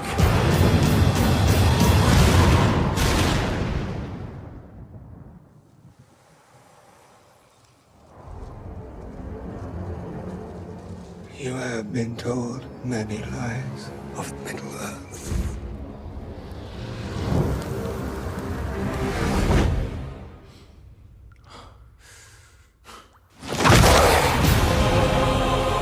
Damn. That was awesome. Yeah, I'm. September too. Isn't Sauron a shapeshifter? Yes, yeah, yes, yeah. Yeah. So I'm not complaining about his look at all. No, I saw people going off about that, like, oh, it's Slim Shady, but in Middle Earth. I'm like, who gives a fuck, dude? Like, yeah, I'm excited to see it. I think it's going to be a lot of fun. I wonder who that creature was going after we hear Sauron and like girl backs up and then like that creature with like the Vecna claws come out. I can't wait to see the usual suspects try to spin that trailer was bad, because that trailer was legit. Even if the previous trailers weren't for you, that trailer was legit. They're just going to focus on something at the end. Oh, there's something at the end. Oh, okay. All right. I didn't know that. Let me bring it back up. Let me bring it back up here, because I have the video file. So, okay. All right. Thank you for that, H Barts. Appreciate it. Apparently, that's how you do it, guys. That's how you get super chats. You leave it at the end. All right. Hold on. Oh, right. Orlog. Oh, shit. Right. How'd you miss the Balrog? I don't know how I missed the Balrog, dude. That's fucking That awesome, was a man. movie Like called... I know people are posting it. I'm like, I don't see it all in the trailer. Does this look like a streaming series or movie? No, it looks like a fucking movie, dude. Like, It's a movie, obviously. I think that's gonna be. Here's the thing, though, right? Like Paul here says, I'm not excited to see it because it's based on nothing Tolkien wrote. It is based on things Tolkien wrote. It is absolutely based on what Tolkien wrote. Tolkien's son, like a associate producer on this. Don't be a gatekeeper, Paul. Come on. But it's more or less the idea there, though. But it's not a pure adaptation, because you can't really adapt, the Second Age stuff. So it's kind of like that's what they're doing with it, and it's fine with me. I think it's going to open up Lord of the Rings to a number of people, and that might get them to read the books. Just like Lord of the Rings got people to, Game of Thrones got people to read the books. Harry Potter got people to read the books. The show. I know. Well, the Tolkien estate is involved with the show. They remember. I know, but it was like his grandson is like an executive producer on this. Like it was. Yeah. Well, I think that might have just been okay. Part Can of I ask deal. Halogen Helix a serious question, Halogen? Okay, remove all this stuff, all the baggage of it's not based on this. It's not based on that. As the trailer alone, just as a trailer, does it look good to you? Removing all the I don't fucking care about the diverse elves and dwarves, dude. That to me is a weak talking point, because it doesn't matter to me. Like it doesn't matter. Does it impact the story? No. Like, did we see them in the original movies? No. Does that mean that they weren't there? No. We just didn't see them. Now we're seeing them. Who cares? It's like, and this is also thousands and thousands and thousands of years before that. We don't know what happened. We don't know anything. Remove all those talking points, Paul, and just say, is the trailer good? Does it look cool? That's all I want you to answer for seriously. Like remove, there's diverse elves and all this other stuff. Do they look like they're acting good? Do they look good in the action? Does it look cool? That's all I want to know. I want to see. I want to see. I'm going to withhold all judgment until I see it. I'm not going to let myself get bogged down in any kind of petty nitpick until I watch it. Because I don't want this. I've been waiting for this for 5 fucking years, like the rest of us. So it's almost here. I don't want to shit on it. I'm not gonna. I don't want to like prime the pump to shit on it. I don't want to like feed you guys bad information or at least very biased information that's gonna like cause anyone to shit on it. I want us all to see it and then form our own fucking opinion, because like I feel so much shit these days has just been completely fucking sandbagged by armchair critics who have not one iota of experience writing, producing, creating anything other than the knuckle children they fire from their fucking dick while watching fucking tranny porn on their goddamn computer. Like, that's it. Like, that's it, dude. Like, that's where I'm at with it. And I shouldn't have said that word, transgender. But it's like, the whole point, though, is like, it's these fucking knuckle-dragging mouth breathers who've never done anything. And all they want to do is just, like, tear shit down. Well, gatekeeping is the biggest issue across the board, like, of gatekeeping the property. Like, chill out. Does it look good? That's where I've gone to the point where everything is like, this and that and this and that. Well, does it look cool? Let's at least get to that part first. Let's get to all those other, and those I'm cool to criticize and do all that other stuff later. But first, the base level, does it look like it's a good product? And then go to all that other stuff later. Because I think if you just look at this trailer, it looks like a pretty good product. solid. It looks solid. It looked, the special effects look cool. The editing of the trailer looked great. My biggest concern is I just hope it's like really interesting and captivating characters for me to grow attached to. That's the point where I'm personally getting. I'm like, okay, let's talk about that stuff later. Does it look good? Is it a good, is it fun? Regardless of all the source material and all that. Does it good first? And then let's talk about that later. What I hope. They get blinded by all that other stuff first before they can even accept it as a good product. What I hope is that if the show is received well by the general audience, it will remove the incentivization to attack it, right? Because if you look, like, they didn't attack The Boys season 3 and The Boys season 3 shat on their kind of ideology constantly. Yes. Right. But they didn't, because it was well received. People liked it. And they had no room to fight there. They went after Miss Marvel because of xenophobia and bigotry, which ultimately kind of failed off because the show maybe didn't do as well as other shows, but still was well received and everything else. They went after Kenobi, very similar reasons. But then again, like a lot of people, they went after what people didn't like about it. But then when the Return of the Mandalorian episode happened, they couldn't really say shit about that. So it's like they are this and House of the Dragon are what's going to feed them for the rest of 2022. They will find literally any little thing to nitpick that they possibly can, which is why I am exceptionally happy that neither one of those shows are based off of any pre-existing story. They might be adapting certain things, but they are not 100% beholden to canon that doesn't exist in that moment. So the argument there is that like they may not have a lot to hold on to if they're trying to argue canon, right? Because remember, they say, because that's where it might be. I don't quite know. So we've got all that going on. Sorry, I thought my phone buzzed. Okay, but anyway, so there's that. I'm looking forward to this one. Let's see. Hold on. They didn't sell the rights to the ages they are drawing on. So they didn't sign off on it. They have the rights for Lord of the Rings and The Hobbit. So they're making BS up to make money. Simple as that. Dude, what are you talking about? Like Jeff fucking Bezos personally negotiated the rights with the Tolkien estate. He personally. Yeah, 500 million, right? It was 250 million was the signing deal. And then the licensing was for 5 seasons. That's what we're getting. They are pulling from the Second Age. They're adapting parts of the Silmarillion, whatever the fuck that thing is called. And they're making up BS, but they're making up BS. They might even show the War of the Wrath. We don't know yet. You don't know. They're making up shit that never really had full on story told. You know what I mean? Like there's hints of things. There's tales that were told, but it's like, again, it's not straight up an adaptation. The Hobbit was a book, can be adapted. The Lord of the Rings were 3 books. They were adapted. This is not a pure adaptation. This is another thing is that if you're hating on this, you would be also hating on The Hobbit and the Lord of the Rings trilogy, because that wasn't also full on Tolkien work as well. FYI. Like, and there were black characters in LOTT. So I think Jay Bezos is going to buy the rights eventually. So. Yeah. Okay. So the series is, I'm looking this up here.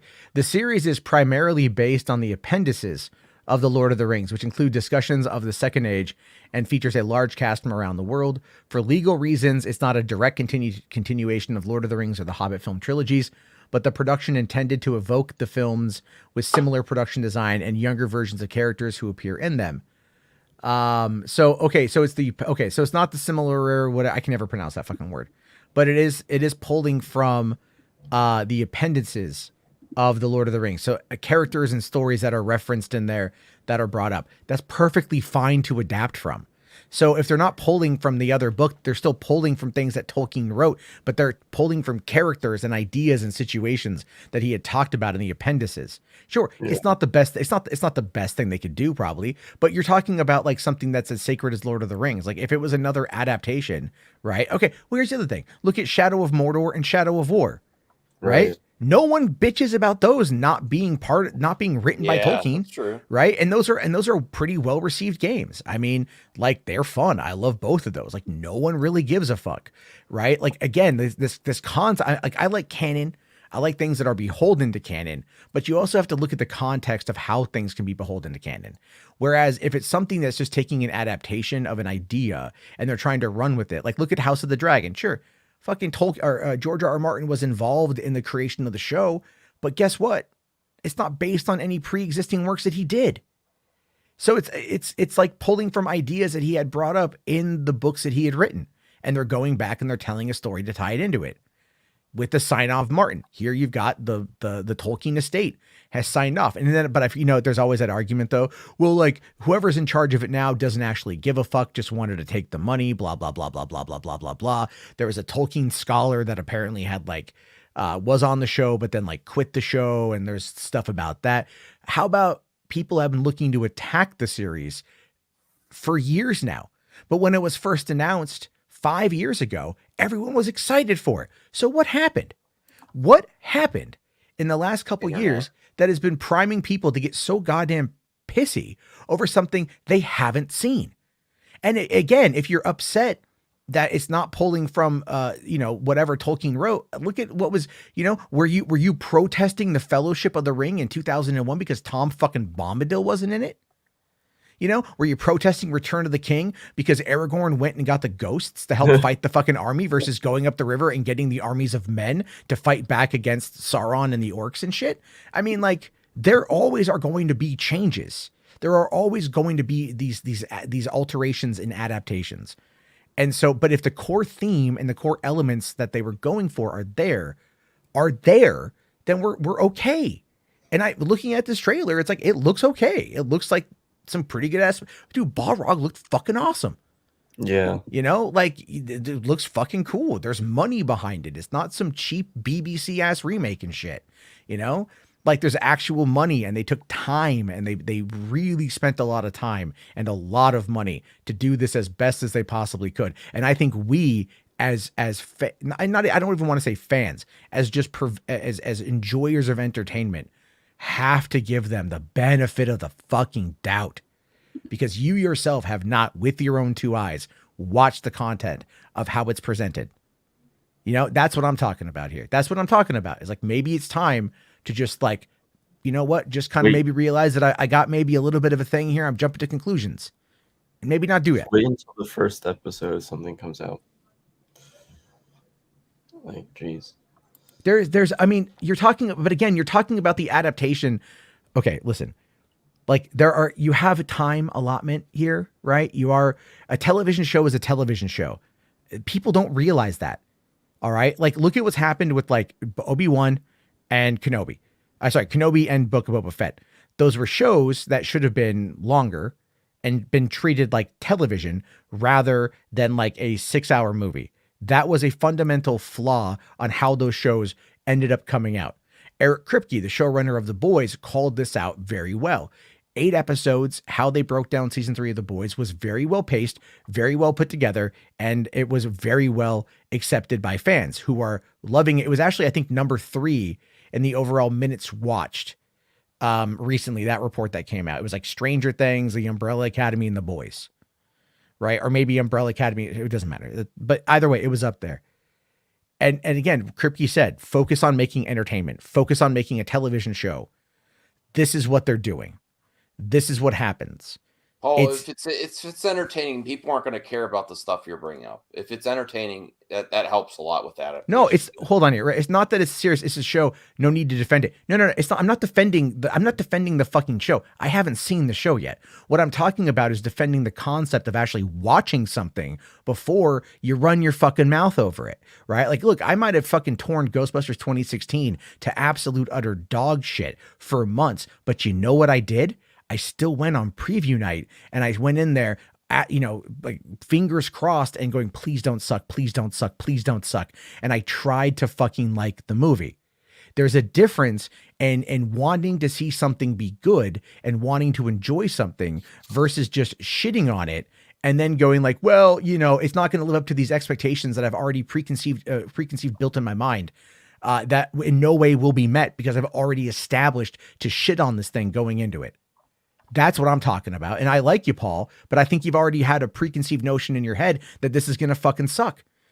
I really do. I think you've already got that notion in your head. And so it's like, I don't want to discuss this with you because it will turn into a fight, because all I'm saying is just like, go in with an open mind. That's it. Go in with an open mind.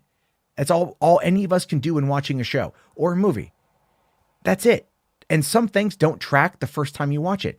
By the way, to me, it seems like you're jumping through hoops trying to find a reason to nitpick instead of just enjoying the trailer. Yeah, I do. I mean, look, I like Tolkien, but I'm not like, I like the Lord of the Rings stuff, but I'm not, I'm not going to fucking lose my shit over it. Right.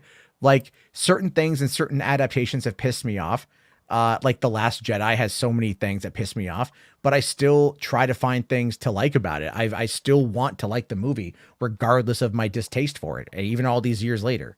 Anyway, moving on, because there's some one thing I want to quickly get to here. So there was a I Am Groot trailer. Time.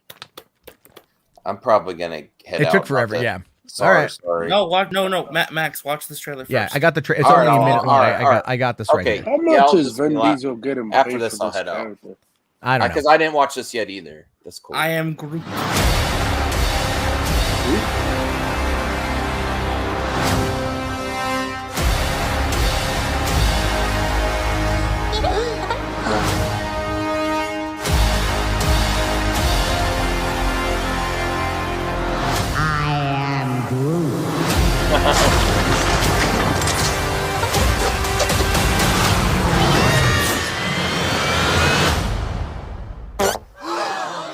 Oh my god, he took a shit. I'm Groot. I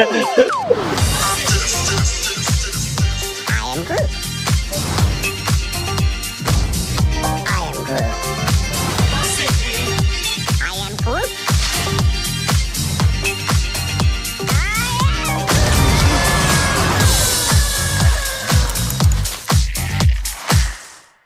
All right, that looks cute.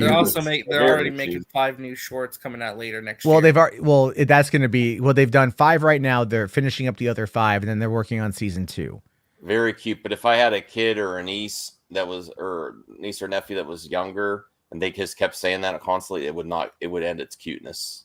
If they just they're shorts. That's why they're shorts. Yeah, okay, it's like, well, I tell you this though, like I'm really getting tired of the Disney Plus shorts. Like, because it's like, for example, they did the shorts with Up, right? And I thought those were great, but they're like fucking like 8 minutes long, and you're like, just put them, and then they have them individual, and they've got like the Baymax also shorts. Baymax is like 10, 11 minutes, and those are really cute. And I also really like watching Big Hero 6, and I really enjoyed the animated series as well. So I enjoy Baymax, but it's like, and they are working on season 2 of Baymax, but it's like, like look at what is it? Monsters at Work, right? That came out over a year ago, and we already knew that season 2 was coming, and now we're hearing season 2 isn't going to come till next fucking year. And you're like, dude, fucking plan for this shit. Like, the fuck is wrong with you? You know, those are only 8, I think 10 episodes and stuff. And those, wow. Sorry. I know, I'm saying it's like, and then also, but by the way, Monsters at Work is really good. If you haven't seen it, like, it's really good. Yeah.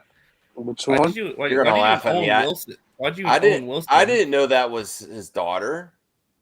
You didn't know that? You didn't know? I mean, she looks more like Uma. Uma. I didn't know her name. I didn't know her last name. I was like, oh wow. So she's a singer too on YouTube. She's a singer too. She's dropping a new song soon. Okay, that's sorry for sharing random stuff on Twitter, but I was like, oh wow. Whenever I go silent, sometimes that's what I'm Max doing. just has the attention span of a squirrel. He's also a boomer. I do. I am, yes. I think he's only slightly older than I am, but yeah, kind of. Kind of betty. See, Donovan didn't know either. How do you know? How do you guys not know that? I just didn't. I just wasn't paying attention. I like her character in Stranger Things. Yeah, Robin's probably like the best character outside of Steve. Yeah. Robin's great. Yeah, they have a good dynamic. Wait, what are you guys talking about? Max didn't know that Maya Hawke was Ethan Hawke's daughter. Oh, that's. Wow. I guess I realized her name was Hawke. I just didn't think she was that Hawke. You know. Well, she looks more like Uma Thurman. If you look at her, she has more of a facial structure of her mom. She's got a little bit of both in them, but she takes more after her mom. Yeah. Yeah, like her looks is more of her mom, but the way she that's Uma's. So that because I know Ethan's been married a few times. So that's Uma's daughter too. Yeah, well, though they only recently got a divorce a couple years ago, I think. But but anyway, yeah. Cosmic asks, where is Sea Beast streaming? That's on Netflix. It was fun. I've only seen half of it. I need to start it again. Did you like it? From what I saw, it was really good. Yeah, I really enjoyed it. I just want to. What it was is I wanted to watch it, but my kids weren't really that into it. And it is for a little bit older kids and stuff, but and then I got distracted. I wasn't able to check that out. So McLeod, I actually have that. I have that brought up here in my little thing. I think I got it in here. Well, anyway, I do have a 40-year-old bladder, so I do have to go now anyway. Well, all right. Well, now we're getting into the animation stuff, so I want to, and I it is getting a little bit late. All right, so what if season 2 we found out includes a Hela story: Odin versus the Mandarin, Captain Carter meeting the Winter Soldier, and Tony on Sakaar with Valkyrie and Hulk. It's supposed to be a season 1 episode that got pushed to season 2. It was supposed to be the 10th episode. And Captain Carter meeting the Winter Soldier. It's the Hydra Stomper. So Steve became the Winter Soldier. Okay. Yeah. Cool. And then so what we have here is season 2 of Marvel Studios' first animated series will arrive in 2023. Which again I think is way too fucking long, but whatever. Animation, man, takes a while. Just like animated. No, it does. It does. No, with Invincible, I don't know. I think they should. Invincible's coming out next. How is it? Then how the fuck is it that The Simpsons is able to fucking nail 21 episodes a season for years? Because it's cheaper animation, dude. I think nowadays they could probably do it like, there's a lot there. They're still doing this. Plus they outsource. It's already established. It's already established. I don't know. I find those. I think they have smaller teams working on the stuff. Once Invincible starts rolling by season 3, you will get season 4 and 5 quicker. You also with once you pass season 3 of animation, you start rolling out seasons easier because you are now setting designs for characters you already have. Okay, that makes sense. That makes sense. Isn't they doing the Invincible season 2 and 3 back to back? I think so. Yeah. Yeah, I think they're working on more seasons at once. Once you get rolling, you can push out an animated season quicker because you already have designs. Also, anyway. They're making a live action movie of Invincible, but I don't think that's never happening. Personally. Probably not. No. The live action Invincible movie. Yeah, I'm really excited though. Out of these what ifs, though, I'm really curious about the Odin versus the Mandarin. Yeah, in the Odin versus Mandarin one, it's Mandarin is with Shang-Chi and Xialing's mom. Yeah. Oh, so it's when they're kids. It's when before Oh, Shang-Chi and sorry, Mandalorian was real quick. before. This popped up. I totally missed it from Simon. Hey, Jarbo, tried listening to yesterday's podcast regarding whether or not you'd seen the new D&D trailer. I guess so, because it's missing. It's not missing. It's over on the other channel on youtube.com/Hollywood After Dark.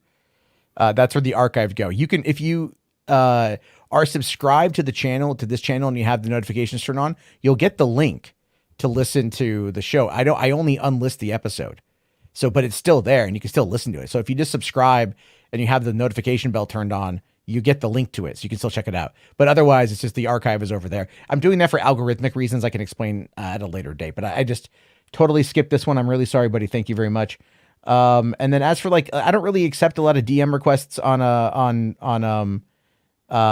Discord. So just message me in the forum. We can talk about that. But anyway, let's keep going here because What If seems pretty cool. Then of course we have Spider-Man freshman year. This one's a weird one. This is weird because I'm confused. Plus there was a lot of images. It looks amazing though. It looks amazing, but I'm confused because when they first announced this, they said it was going to be the MCU Spider-Man's origin story. But if it is, it makes no sense. Yeah. So. Well, I mean, we got like what I love here is that it's recreating the shot from Civil War. But it's Norman Osborn. Yeah. You got those waves. Those waves.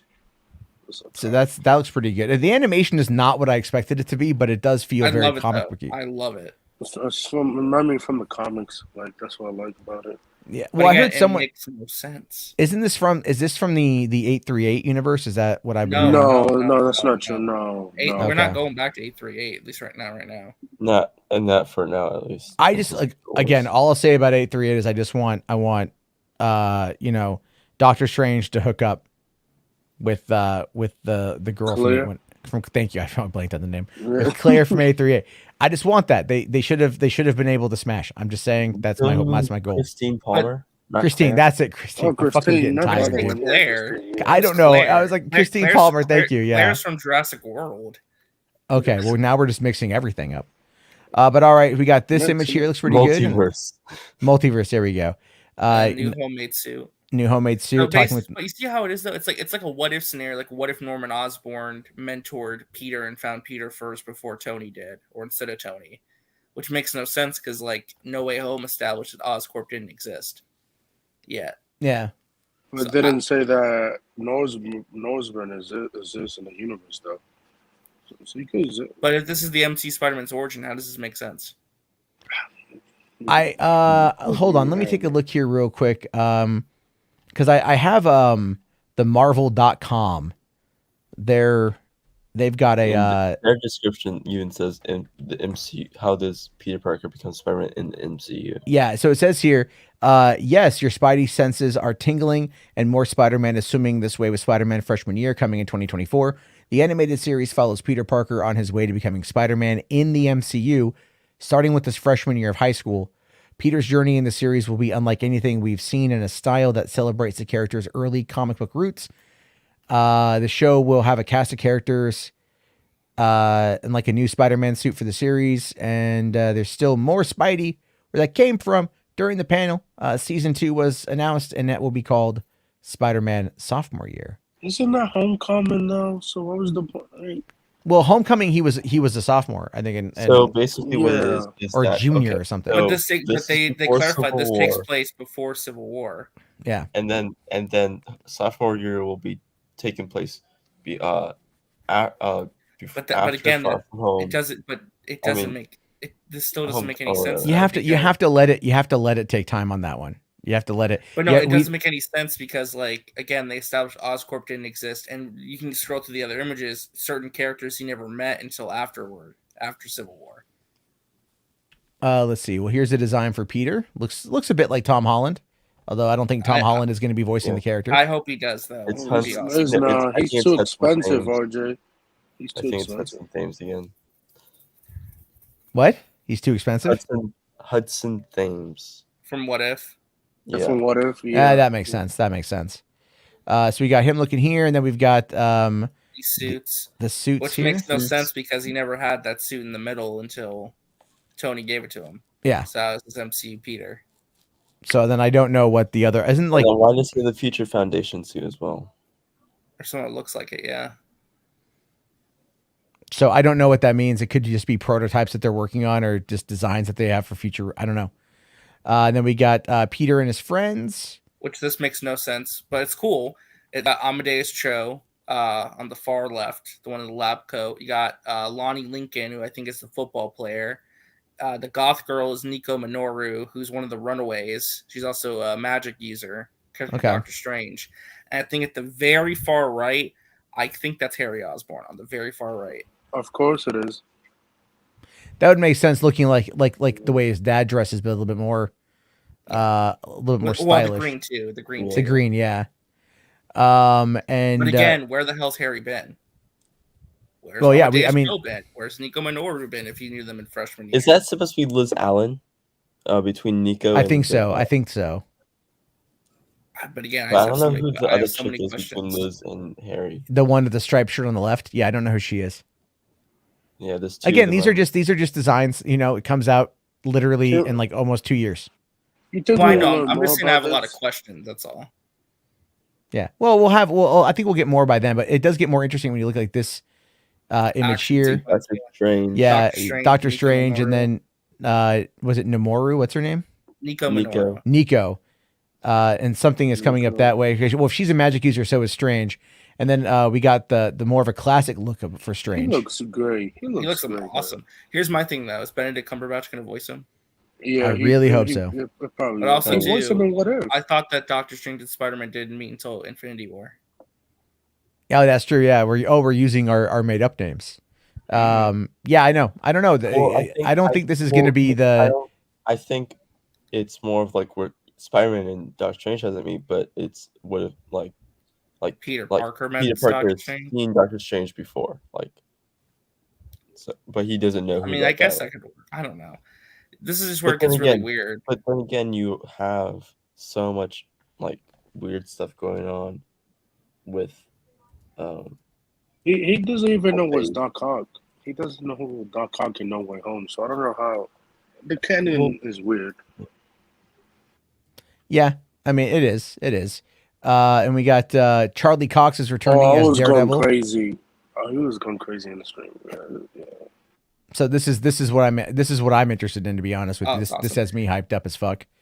Because it's just like that just means that Feige is listening to the fans and really giving us what we want, which is more Charlie Cox. Yeah. Which again, it's funny when you look at DC, they don't listen at all. But dude, I love that Daredevil suit, the black and red. Like it looks like kind of like a mixture of his classic outfit with like the ninja outfit. I love it so much. And Charlie Cox voicing him, I mean, that's just gonna be awesome. So like that actually made me like pop big. I was like really happy about that. It's crazy that Charlie Cox is having a big comeback with Daredevil. It's mind blowing. Well, what I think happened with that is the popularity for the show. Again, it was Netflix that canceled the shows. It wasn't Marvel TV that did. It was Netflix. And then there was a cool off period. And so ultimately like they knew that, right? 2 years. Yeah. But see, that's 2 years before you can even start developing something. So it takes time to kind of get it back out there and everything else. But then I think Kevin Feige was basically told Charlie Cox, like, just don't say anything, but yeah, you're going to be Daredevil. Like, we just know it, you know? And everyone's happy with it. So, and then of course we got X-Men 97. Well, we forgot some things. What did I forget? I grabbed whatever I could get. The villains. Where oh god damn it! I was in a hurry. Let me see. I thought I grabbed the villain shot. The villains are actually important because that's another big question too. You know what? I do have the image. Let me just bring it. It's not on my PowerPoint. I was very much. No, you're fine. It was hard getting good quality images. Anyway. It really was. Yeah. Like I was really pissed because I'm like trying to find the villains and like I know there they are, and I know I'm like where like when they do these. There we go. So they have to. I don't know who the girl on the far. Oh my god, that is Rhino. They made Rhino a chick? No. That's a Rhino horn, dude. Oh, snap. That's a Rhino horn. I thought the dude in the gray shirt and the red hair is Rhino. I think that's Tombstone. I don't know. But all we know for sure is we're getting Scorpion, Tarantula, Doc Ock, and Chameleon. Yeah, I think the girl between Doc Ock and the redhead is Black Tarantula. And then you have Chameleon on the very far right. And obviously you can tell who Scorpion is and Doc Ock is. But again, Doc Ock though, that makes no sense though because he never knew Doc Ock existed till No Way Home. He didn't know who Otto Octavius was. So I have so many. Maybe that's Hammerhead. That's a good guess. Oh, Hammerhead. Yeah. I said, you see, man, like I'm really excited for this. I'm just so confused because none of it makes sense. Because that doesn't look like Michael Mando Scorpion. It could be Michael Mando Scorpion, but I don't know. Is he going to? Well, Michael Mando never became Scorpion at the end of Homecoming. Well, he did have a scorpion tattoo, so we don't know. Yeah, I mean, we don't again, really know the history of that character, really, honestly. So at this point, I don't know what we're gonna get with it, and I think the characters in the Sony universe, the Scorpion, I think so, because they took like Michael Keaton character and in the Mobius and put it in the Sony universe. So I don't know. It's weird. No, Agent Josh, no Oddball. Oddball sucks. So I mean, it's possible. It's possible this is a multiverse one. It could be a multiverse show. Well, the theory I have, and that me and Ashley were thinking about this.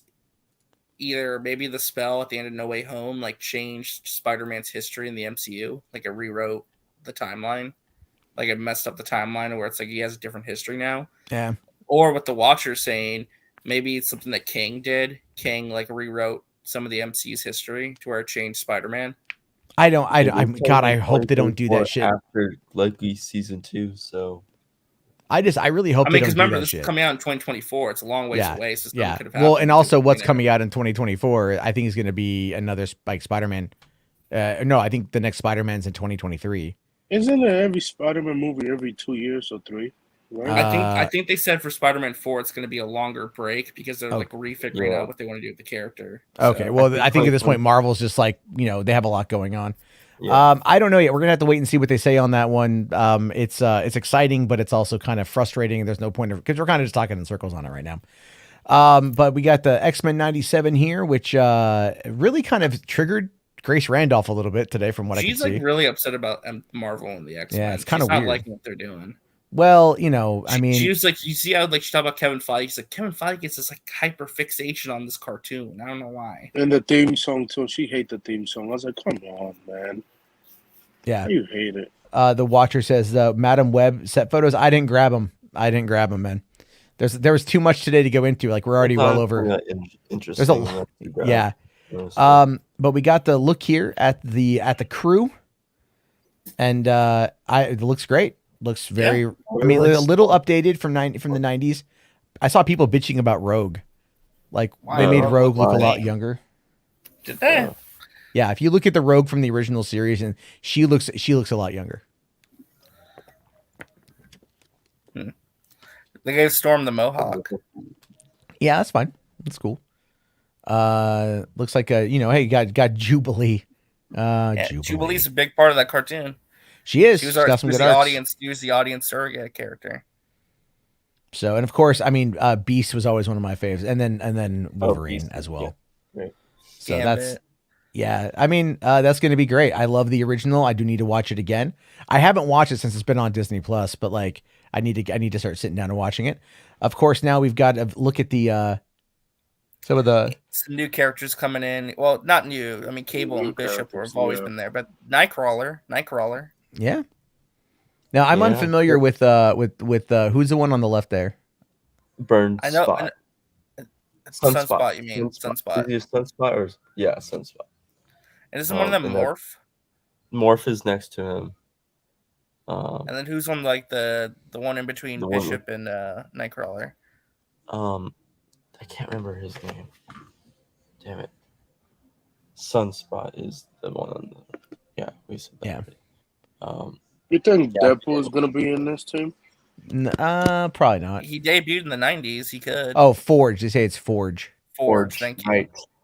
Okay. Yeah. Deadpool could show up in this because Deadpool debuted in the 90s. This is like peak 90s season when he was a character running around in the comics. So. Yeah, because I remember Forge disguised himself as Deadpool for like a quick second.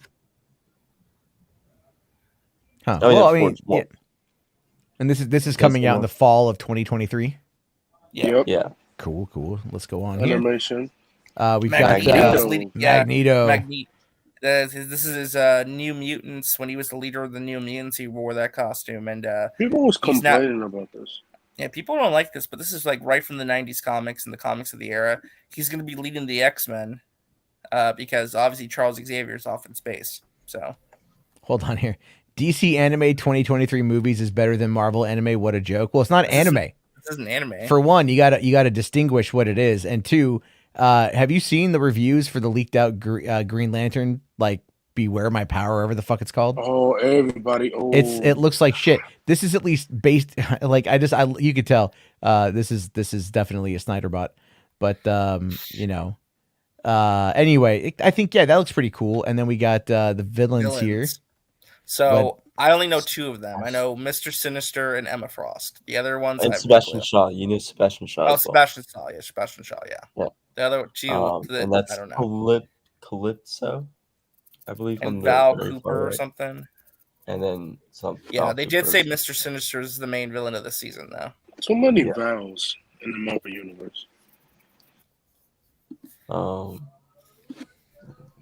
There's a lot of stuff there. I'm not too sure. I mean, there's like, I'm looking again. Sentinels in there. Trask is also in here. Trask and Sentinels are in here as well. Okay, so I mean, it looks pretty cool. You got Trask and Sentinels, not the big purple robots. Yeah, the big purple, the Celestials. Big purple. That was so. I mean, all right, cool. I'm excited for that one. I mean, there wasn't much here to talk about. And then this I feel like was the big, like, X-Men 97 was what they saved for last, but Marvel Zombies, though, this was like the most surprising one because like everyone I felt like was kind of like whatever, because like weird. A lot of people didn't like the What If episode. So it was watered tone though. It was just yeah. See, I don't know what you thought of the What If Marvel Zombies episode, Matt, in season 1, but I thought it was very tonally inconsistent. It was like trying to be too funny, but also too serious too. Yeah, like, I don't know how to, like, strike the right tone. But I don't this, know. However, I think looks a lot better. Yeah, I have the logo up, but the slide isn't working. So it's going. That's why it's going in between. It gets stuck for some reason on the slide. So this slide works. Okay, this is like this is our cast of heroes. So the thing is, the zombies episode of What If I really liked. I thought it was great. I thought it was a lot of fun. It was like probably my favorite one of. No, it wasn't my favorite one of the season. My favorite episode of the season was the one that ended with the cliffhanger of like Nick Fury working the deal with Loki. Just to see where that went. What about the Doctor Strange episode? The Doctor Strange one was good, but I mean, we did get to see a bit of conclusion of that with Multiverse of Madness, I thought, so that was pretty decent. The great thing is this is TVMA. Yeah, that is a big deal. And Zeb Wells is a writer on it. Yeah, I mean, this being TVMA is a huge detail we should not overlook. This is actually a game changer for Marvel. They have never, ever produced an R-rated or TVMA project before, and this is the very first one.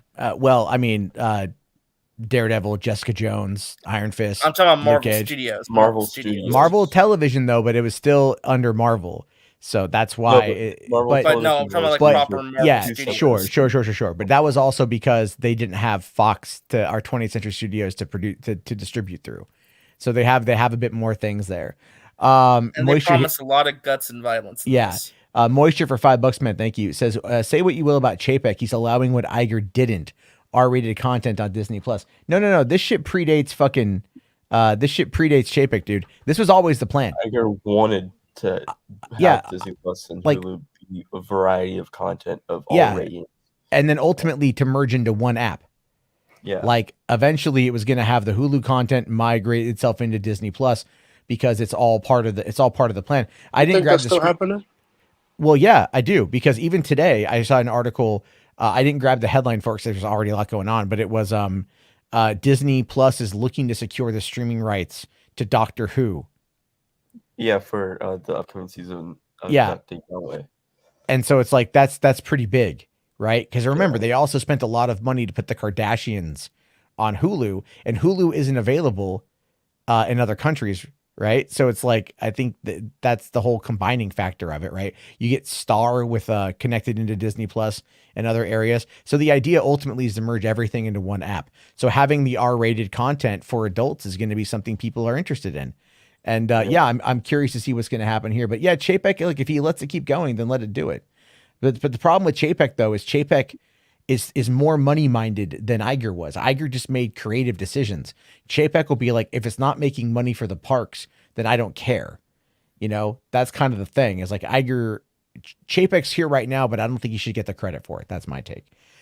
But anyway, looking at this, we've got from the left to the right, Yelena Belova. Is she voiced by Florence Pugh? They did not announce any of the voice cast at the panel today. I'm sure we we'll don't know know Disney who's Plus returning. Day or next year. Yeah, Okay. probably at Disney Plus Day or D23. They'll confirm the voice Yeah, cast. I mean Kate Bishop, and then we get Jimmy Woo with Complete still doing the magic stuff, which is great. Yeah, then Shang-Chi with what appears to be an infected arm. Yep, he's like kind of turning into a zombie, but I think everyone predicted this, and everyone's guessed that the 10 rings were stopping him from fully turning. So Yeah, and then you got Kamala Khan right there with what appears to be the other rings, or are those her bracers? Those are her bracelet. Yeah. Okay. Bangle. Bangle. Sorry. And then that's Death Dealer. Is that who it is? Death Dealer from Shang-Chi. Yeah. Okay. But he died, right? Yeah. Yeah, but this, I mean, remember, this is Marvel Zombies, so it's like it's a what if. What if he's alive? And then you got the Red Guardian there. I really hope David Harbour voices the character. I really do. And then got Katie. And then got Katie there. I know Marvel's Katie. So many toys. I'm kidding. Agent Josh here says TVMA, so sex scenes. Probably no sex scenes, but there's going to clearly be violence. That's what it's going to be. Violence is the big. They sold the show as like you're going to get full zombie action, you're going to get blood and guts. So I was really surprised when I saw the announcement today that it was going to be TVMA. I'm like, are you all fucking kidding me? Like, holy shit! I'm not crazy surprised when you have Zeb Wells, who's a writer for Robot Chicken and Robot Chicken Star Wars, the Super Mansion, like all of like that, crazy stuff. Yeah. So. Well, no, I do feel like they are kind of like, I mean, even Michael Waldron came over from Rick and Morty. Yeah. Yeah. And so did Jeff Loveness. Yeah, so there's a fair amount. Okay. I was being sent the set photos of Madam. I don't care. Like I don't care about Madam Web until I see. Didn't it get delayed until late 2023 or some shit like that? It got delayed, I think, like July or something. Oh, okay, yeah. The Eternals had a sex scene. That's right, it did. That's right, it did. I hear it was so boring you just forgot it existed. But why could Daredevil, the new Daredevil season, be TV? Whatever. Now, Nerdy Mastermind here asks, I was telling my coworkers about all this MCU stuff, and they asked, do they really expect us to watch all this shit? It's too much. Do you guys think it's too much? No, because the seasons are short. Yeah. And it's not like you can go through, all of them pretty, like in a day. Yeah, and also the thing about Marvel Zombies, X-Men 97, and all these things, you don't really need to watch them. So you can decide what you want to watch or not. Yeah, basically. I think there's enough there to watch, and you can take your time with it. So it's all good. Moisture here says, do you think this means Daredevil will be TVMA? I do think it will be TVMA. I don't think so. Look, man, they just put Logan, Deadpool, and Deadpool 2 on Disney Plus. I think it's set stuff for Deadpool, but I don't know. That's why. I think the big announcement tomorrow is Deadpool 3. I think that's the big announcement tomorrow. I agree 100%. Because otherwise they're not going to. They're going to, if they're saving all the big announcements for D23, I like the new stuff. Yeah. Then it would make sense because we already know Deadpool 3 is a thing. Feels like a Comic-Con announcement too. Well, who was I think Tim Miller was at a thing today. Yeah, he's at that director's panel with Chad Stahelski and Andrew Stanton. Yeah, and there was he actually talked about Terminator Dark Fate and admitted he was wrong. I have the article up, but I'll save it for like tomorrow or something because I want to read it. But he'd also talked about how like important it was for the Deadpool footage in 2015 and like how Hall H demanded to watch it again because that trailer was awesome. I was in the room, like that trailer was great. And of course he wanted to see it again. Like, you kidding me? When they they showed us there was a Grindhouse panel back in 2006 with Robert Rodriguez and Quentin Tarantino, and they showed us the trailer for it, and everyone was like, "Holy fucking shit, dude!" And we all wanted to watch it again. And Tarantino's like, "Oh, you want to watch it again?" And everyone's like, "Yeah." And he shut it down. He's like, "No, don't play it again. Go see the movie next year." Wow. Why would you do that, man? Like, your audience is saying, like, play it again, encore, motherfucker. And it's just like, no, I'm good. I don't want to do it. Tarantino is fucking weird sometimes. Anyway, here you've got a screenshot of a bunch of the surviving Black Widows that have been making their way through the wasteland and everything else. And that's going to be cool to see. So I'm excited to see what they got. I mean, we didn't get much out of character development with them in Black Widow, so I don't really have a connection to them. More, but you know. Yeah, but what's really cool though is I kind of get like a Walking Dead vibe off of this. To be fair, yeah, you know, like I get like a weird Walking Dead vibe, but that's totally fine with me. And then you got this shot here of a bunch of Skrulls just kind of hanging out in like a dilapidated gas station, which I don't know why. I just kind of feel like this is a shot from like the Fallout TV show. And I'm like, well, I better go in there and clear it out. There's a quest objective, you know, like super mutants are protecting this old hard drive we need at a gas station out there in the wasteland. Okay. You know, like, but again, I'm cool with that for the Skrull game. It's going to be a lot of fun. What about the trademarks for the Marvel stuff today? I'm not going to deal with the trademark. I don't have any of that situated right now, and I don't really feel like diving into it. You know, because that's we've already been on for like 2.5 hours, and then we got this shot here of the villains. Well, we have one villain list in here. Where the funny thing is that no one posted a picture of Okoye with them. Yeah. Okay. So yeah, I mean, I figured this. Yeah, I couldn't find anything. Yeah, no one posted like it. No, everyone missed the part where Okoye was in the middle. What does that tell you about like how people give a fuck about Okoye, right? You know, it's like, or you could argue it's also about the rush to get there first. They don't wait for like. Well, yeah. There's that too. There's that too. And I'm sure you can find it on Twitter. You just have to go deep dive. I just so fucking weird though. It's like, yeah, I thought you'd be able to see that shit. But Okoye wasn't a zombie at the end of the episode, so I guess she got zombified at some point. Well, I don't think this is connected to that one. This is a different. No, they did. They said it continues right where that left off. Oh, then why is Wanda still alive? Then what the heck? I don't know. Dude, it's the same animation style. There's no way it's not connected to that episode. I mean, literally, they talked about like coming spinning. They said it spins off right from that episode. So, and look at Zombie Cap. He's cut in half, just like in the What If episode. Yeah. Hey, Zombie Captain Marvel is going to be interesting. Zombie Abomination is going to be fun. Zombie Clint Barton. Zombie Ghost ought to be interesting. That's basically Zombie Abomination is basically like the Blob during when he was eating everyone. Yeah. That's. I mean, I might watch the episode tonight before going to bed. It's short. It's short enough to go and sit down and watch it. It's definitely. I like the What If episode of the zombies. I thought that was a lot of fun.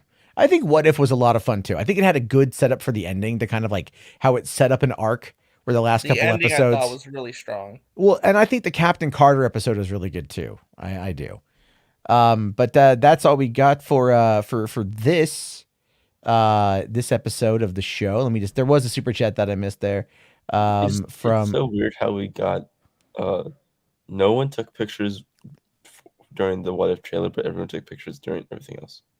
Yeah, I don't know why. It's so odd.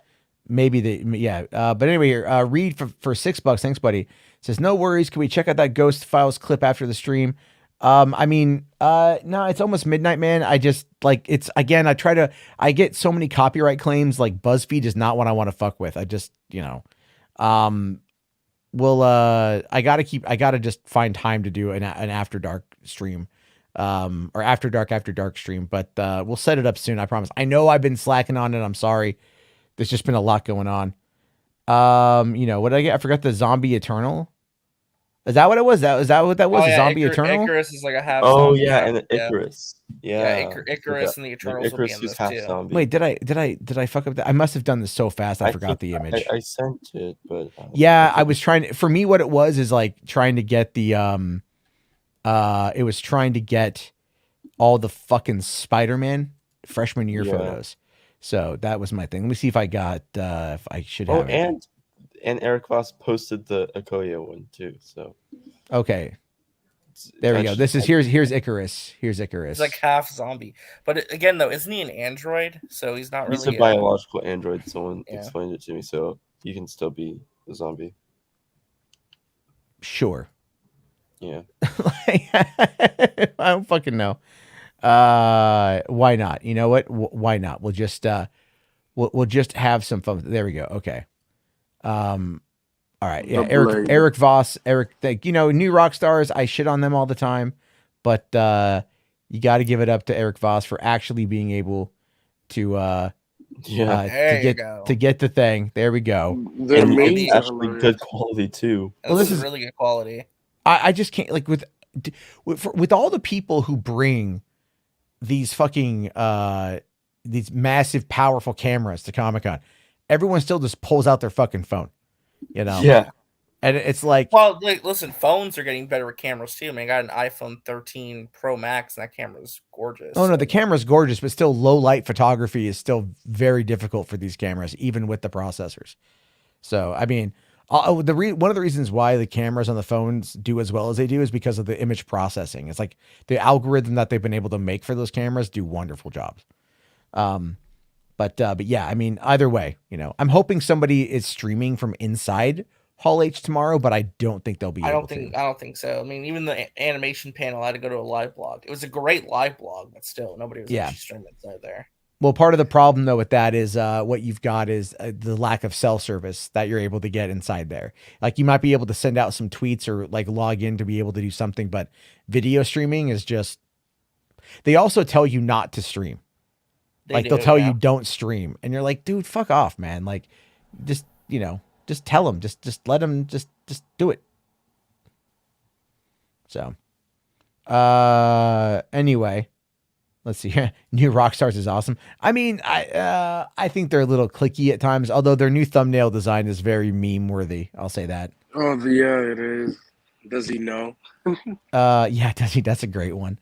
Avatar: The Last Airbender movie announcement. You're excited for it? Yeah. I've never watched it. I've never watched it. I have no emotional connection to it. Oh my god! But I'm happy for you.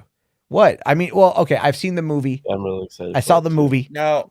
Right? Just go back. The movie. Let's go back to saying nothing now. The movie was okay. No, go back to saying nothing. Okay.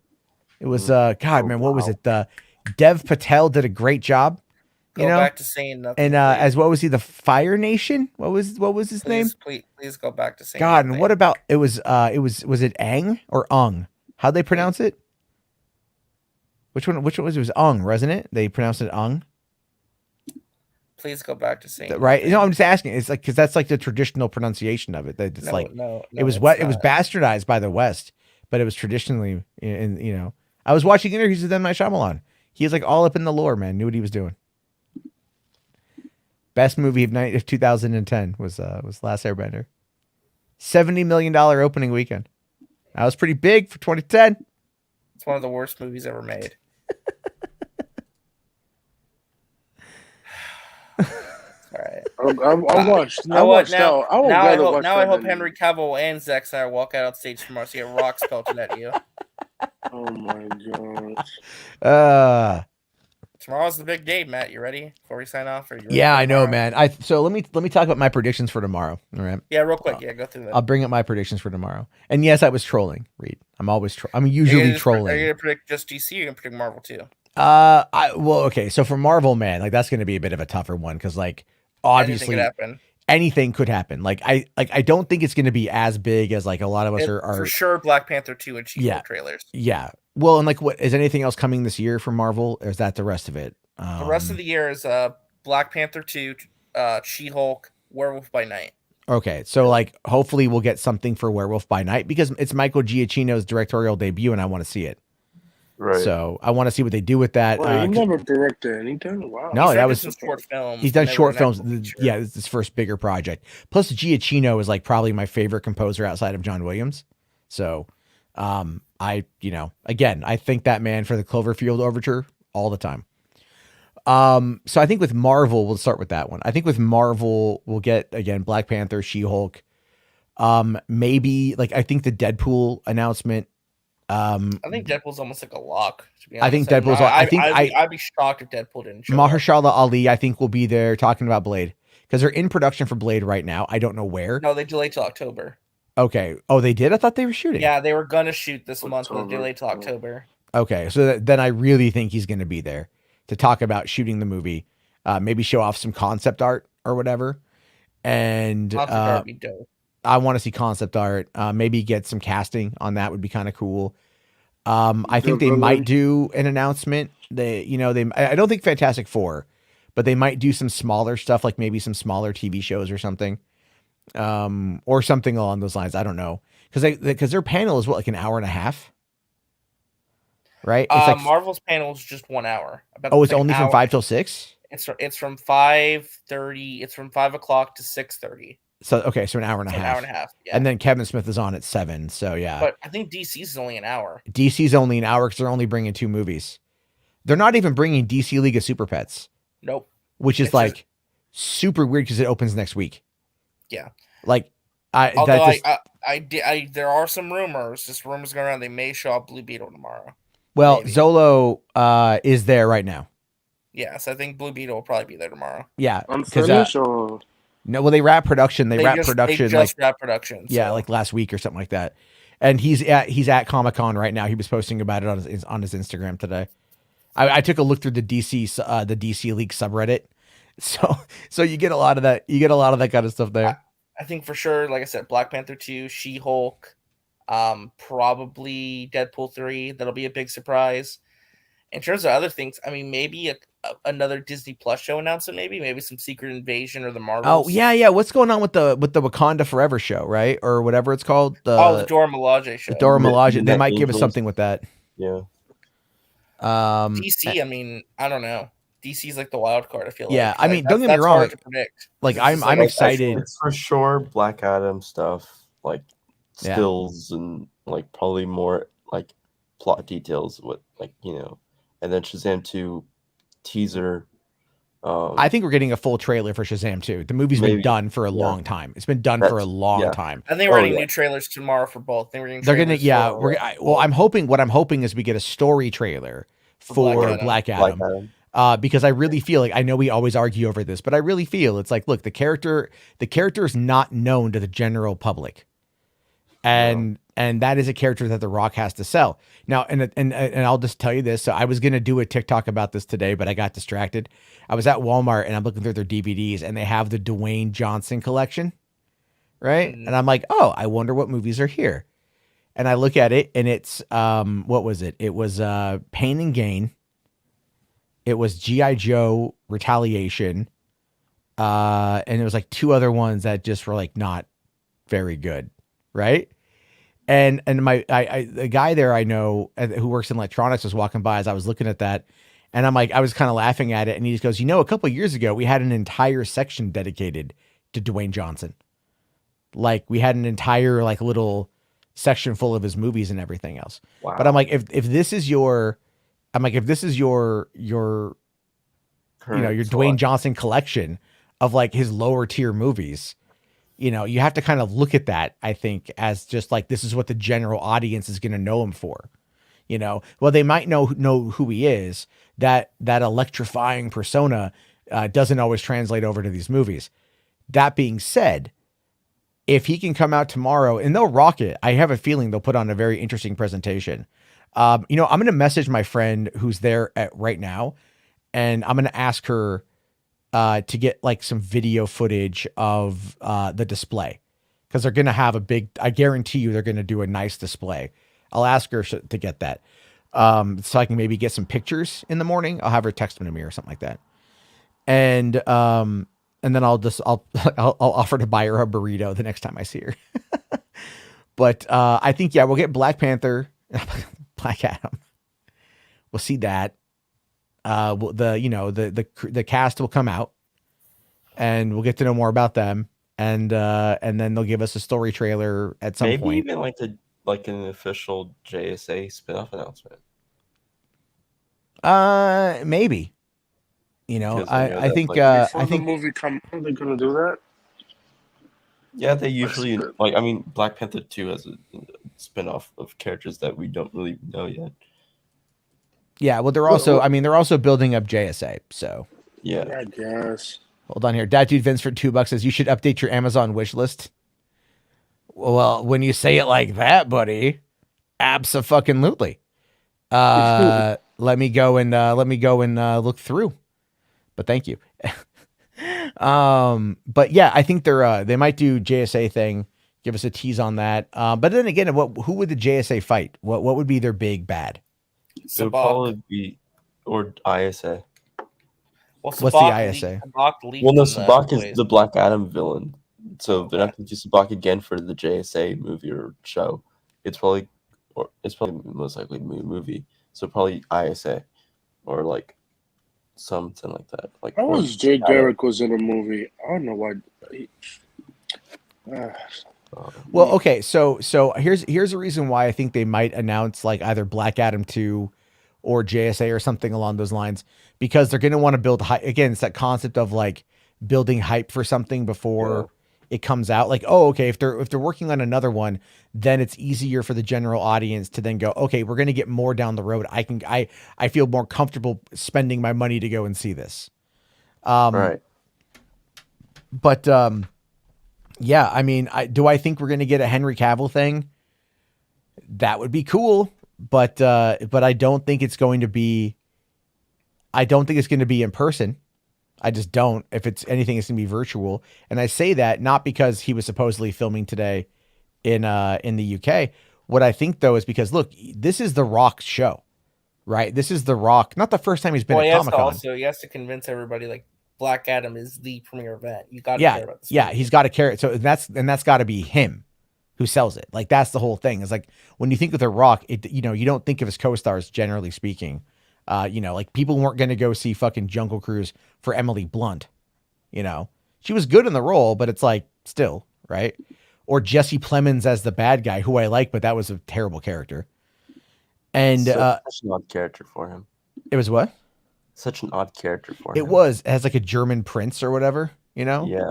Very weird. Most likely part of the in group. Yeah, kind of. You can say Nazis. It's okay. You can? I don't care. No, I mean this. Look, you guys understand how much I say a lot of shit, dude. Almost all my streams end up getting demonetized because of the shit that I say, which is why I more or less live off of the super chats you guys provide. Again, that's not a guilt thing. That's just reality. But I feel like in this particular case, what we're gonna get is look, the standard fare for these situations is they'll do a little intro, right? They'll be like, now introducing the most, fuck it. He's going to come out and do the hierarchy of power in the DC universe is about to change. That's going to be said at least 3 times tomorrow.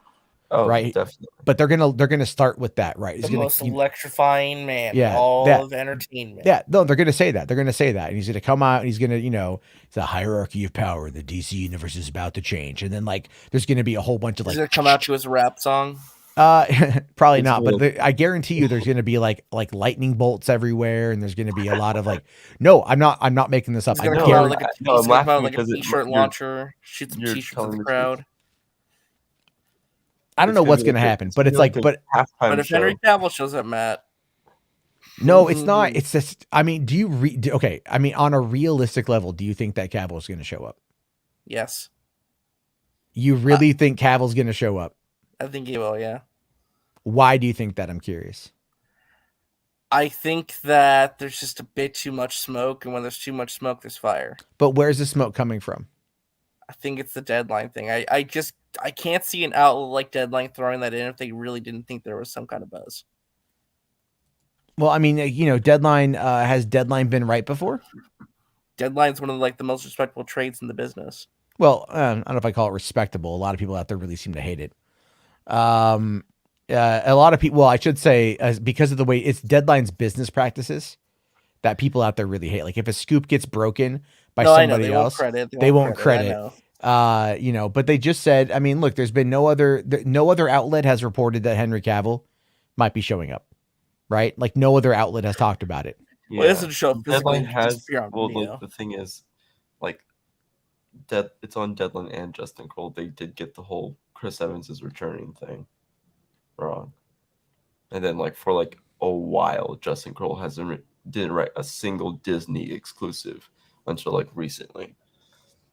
So that doesn't mean that they got it wrong though. No, you can tell the trend of when a writer gets something wrong for a certain studio, they don't write an exclusive for that studio for a long time until they have an actual vetted exclusive. We're talking about the Chris Evans return to Marvel Studios. Well, so it's all it says here. I'm looking up. So the articles are written by Lynette Rice and Anthony D'Alessandro, right? And all they say here is there's also buzz that Henry Cavill will put in a surprise appearance to talk up more Superman. That doesn't mean in person, just surprise. No, appearance. I know, but he could still. You never know. Even if he shows up just on the video screen, that still is a big win. Now, I agree with you, but I agree with you on that. To announce, will be bigger than Ryan Reynolds? No. So it's not going to be bigger than Ryan Reynolds. Damn. Marvel will still roll over DC tomorrow. Like Cavill's like the only thing they could bring out that would even make like any kind of traction. A chance of anything. And that's not a knock against what they could have. I think they're gonna have an awesome presentation tomorrow. I think it's gonna be a great presentation. I'm just saying when it comes to like the headlines, Marvel's gonna win. Yeah. Unless they got Cavill. And that's just me being 100% honest. Well, I'm looking to see if so. I looked on the Twitters for the people who wrote that, Lynette Rice and Anthony. And Anthony hasn't tweeted anything since like 11 days now. So, but Lynette, let's see what she has said. By The Rock. He's been kidnapped by The Rock. I just saw something. What? Hold on. Breaking news. I clicked on Twitter trending. It popped up for just a second. And I swear to God, I'm not making this up. It said Shazam new trailer today in the Twitter ad space thing. Right there. It was there for a split second. And I clicked on it and it went away. Clicked on it. Went away. Well, no, they are definitely. I see it. I see it. Oh my God. I'm going to share mine. Yeah, because I had like a trailer gift thing. Oh my God. Wait, share mine. Hold on. Okay, hold on. Holy. Oh. Yeah, I see it too. Yeah. Oh, that's new. Wow. Yeah, that like it's like Twitter was like fighting for me to like get to see it. Well, I think that just means that it's confirmed though. We're getting a trailer today. Oh yeah. Well, good. I really want to see what cool. That looks good. I like the way that he's flying. That looks great. The kids are going to be good. Bringing in the family's nice. I'm excited, man. You think the Avatar is going to sweep this movie? Yes. Listen, this trailer. Come the fuck on, Anthony. What the fuck, dude? No, it's playing during. Listen though, it is playing during Christmas though. People go see multiple movies during Christmas, so yeah. You sure about that? I think it'll be fine. But this trailer needs to come out hot. It's got to come out hot. Is it trend on Twitter? Did the new Shazam? No, this is a promoted by Shazam movie. They paid for this ad. They want this to be on the top of your Twitter feed this morning. Yeah, and I see Fandom Menace L's just posted about it. Or would it be number one trending tomorrow? I don't know. Wouldn't it be funny if Shazam trends more than Black Adam tomorrow? Well, no, it wouldn't be funny, and what I mean by that is like it wouldn't be. I wouldn't be surprised, right? Oh my God, fucking Soups posted an image of posted a picture of Cavill, and just says less than 24 hours. Oh my God, why are they setting themselves up like this? I think it's like because they don't know what to expect, right?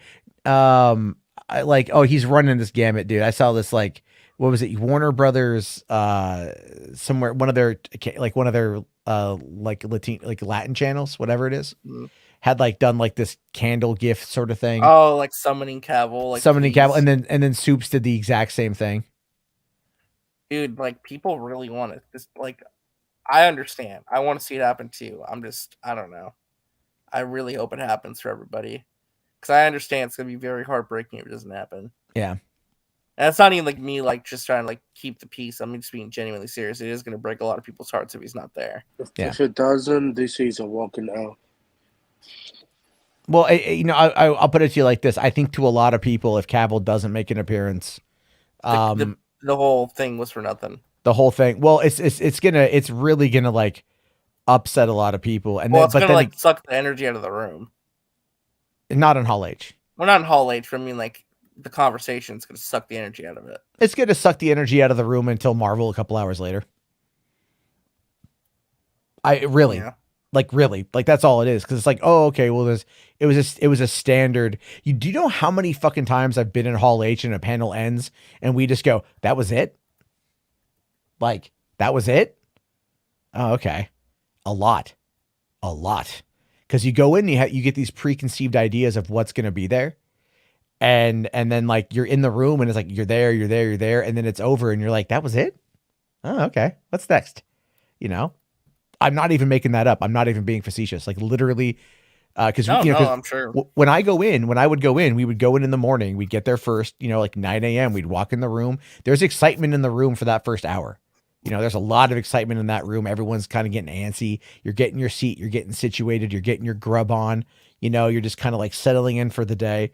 They get to the first panel. You're like, all right, we got like 4 or 5 more panels to go. We're going to be here all day. And then you get about the 3 p.m. little lull. A lot of people try to take naps during that time. Yeah. A lot of people will pass out, some of like the mid-tier panels and shit. And then of course you get to like your top tier panels, and then everyone then you have the energy kind of ramps back up again. But if one panel fails to excite and if it fails to really kind of knock it out of the park, it doesn't really matter, because there's something else coming. Like today, the Walking Dead panel, with that announcement of a 6-episode limited series that's going to be ending the Rick Grimes and Michonne. Yeah. That was the thing is that's a pretty big deal. And the thing is, though, is Crowd all loved it. Oh yeah. Well, here's the thing though, is the Walking Dead panel has always been a staple, like a very, very, very well beloved staple of Hall H. It's got a history. And the reason why is because they'll come out and they show the trailer for the new season, but then they bring the cast out, and like the cast, they love each other. They have so much fun with each other. They talk about their little in-jokes, like Norman Reedus and Andrew Lincoln play pranks on each other all the time. They'll bring video footage of that. They're just having a great old time talking about working on this show. And that camaraderie travels over to the audience. And that is ultimately what The Rock should be trying to do for tomorrow, is he should look at something like, don't try to recreate Kevin Feige. Don't try to recreate the wheel on that one. Because Feige, again, has a very storied history there. A lot of revelations, a lot of big moments. And Warner Brothers has put on great Hall H presentations too. They've done but really good at Hall H. But it hasn't always been for DC though. Now, I will say though that back in 2015 or 2016, when we got the trailer, that teaser for Justice League, that was big, right? And then of course, even the year before that, when we got the Suicide Squad trailer. The Suicide Squad and BVS trailers in 2015 were fucking crazy. They were great. They were amazing trailers. Yeah. So here's the thing. Rational asks, what if they confirm Henry Cavill's back, but he say he can't be there today? No way. They wouldn't waste it on that. They wouldn't waste it on that. No, they would not waste the announcement. They would have him there if they're going to announce. They would have him in person. He has to be there in some capacity. Yeah, Nihilus here says, I hope Snyder restores the Sucker Punch universe. That'd be kind of cool. Yeah, McLeoder says, no matter what, the Snyder Simps are going to be petty and bitter, like Shatner, regardless of whatever comes out of the DC panel. Also, did you hear about the announcement of the Gremlin show? I mean, I didn't. I saw the key art from the Mowgli show. The original actor, the kid. What was his name? He's going to be in that. Really, Daniel's going to be in it. Yeah, Daniel's going to be in it.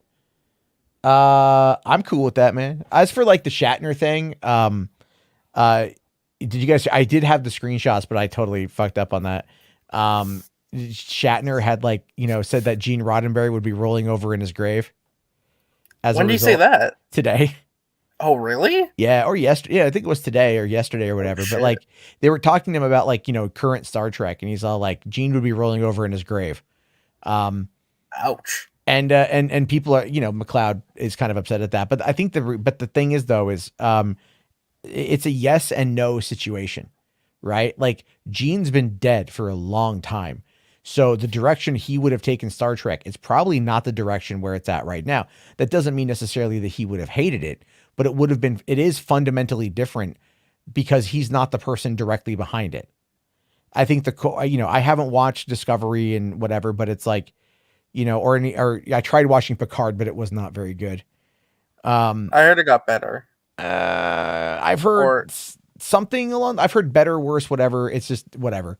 But it's like, again, that's kind of the whole thing, is where these shows will live on past their creators, right? Like eventually George Lucas will die.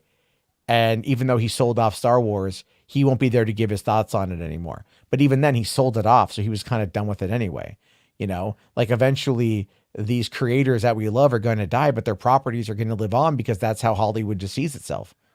And so, again, if anyone would look, Shatner has known Gene for like 30 years before he died.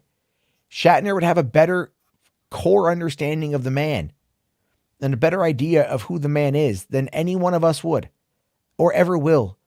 He's got primary firsthand experience through the trials and tribulations of getting Star Trek off the ground and everything else that came in between. He would have a better understanding. So if Shatner says he would be rolling over in his grave, I'm going to take his word for it because the man has got the firsthand. I may not like it, but I'm going to take his word for it.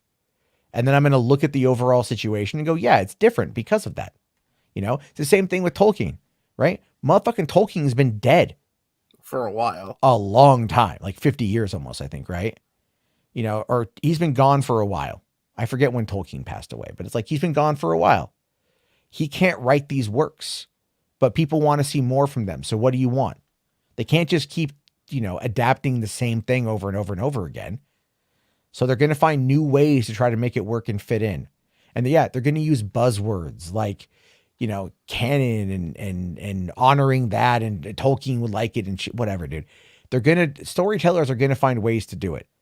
You may not always like the route that they take with it, but it's like, I think they still try to have the best of intentions. The problem though, is that people do get cynical, according to Religus here, Gene hated Deep Space Nine. Did he? Cause I love Deep Space Nine. I never cared for Deep Space Nine. Datude Vince says even TNG got better after Roddenberry lost control. It actually did, because Roddenberry was a little control obsessive. Yeah, he didn't let that show be what it needed to be. Exactly, and sometimes that can happen because guess what? You get too close to the source material, and he's probably already angry and bitter after what happened with fucking the original series and how that shit all went tits up at CBS. Anyway, sorry, Command Unit, we're not watching anything tonight. Just because I'm going to go to bed here in a second, but I'll watch it privately as I go to sleep. Yeah, I can watch it privately and go to bed. Yeah, but I'm gonna go to bed. So, not tonight, but we can check it out later. You just came in at the very end of a 3-hour stream.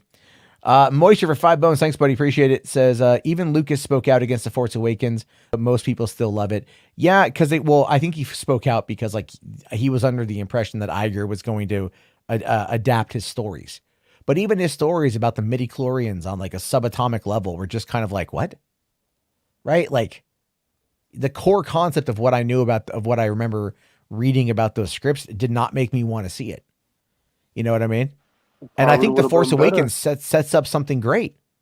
I do. But it's the next two movies. Well, it deflates that original film though, because you realize legend nothing.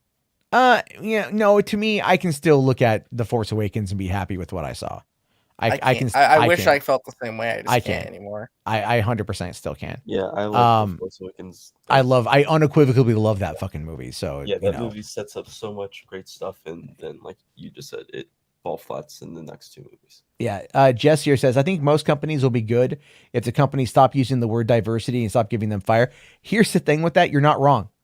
And I'm not saying don't be inclusive and be diverse. Stop fucking talking about it.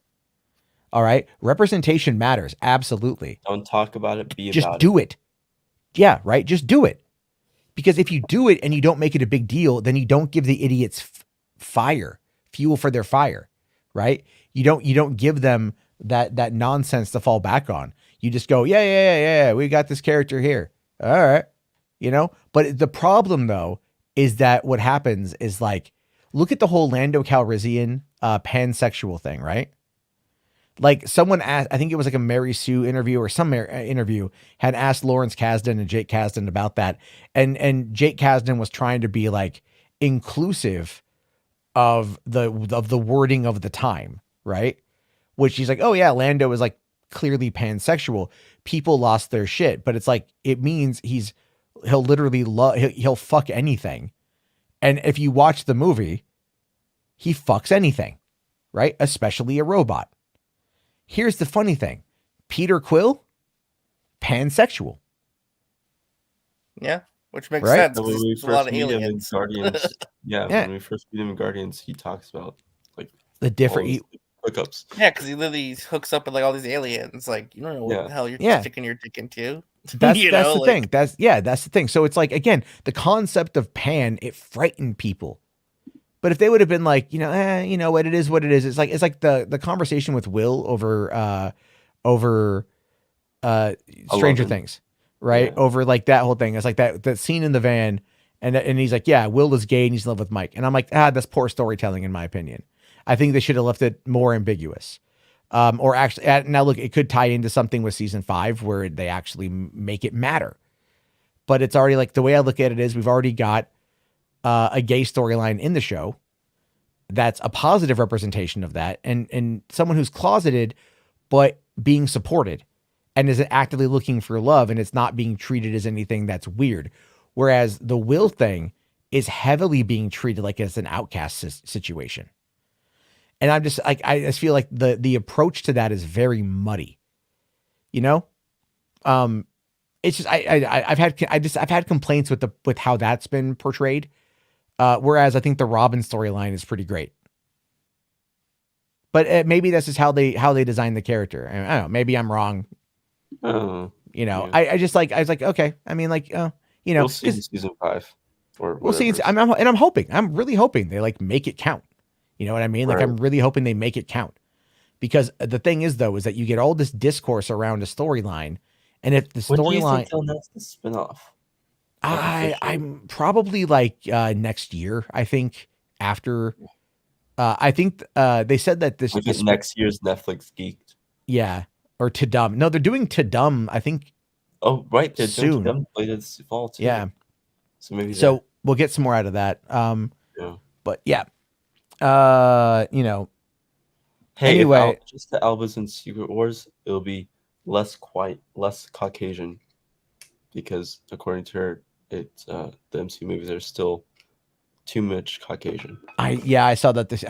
I saw that. I was laughing. I don't know, Jessica, but I was laughing at that a little bit. Yeah, I mean, don't get me wrong. I love Jessica Alba, but it's like, it's like, look at her character. Love you, girl, but come on, no. They've definitely done a lot with they've done a lot with diversity in the MCU. Do they have more? Did they have further they could go with it? Sure, absolutely, right?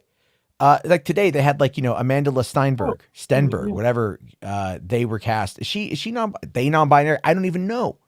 They're like non-binary, but they go by she, they. Yeah. Okay.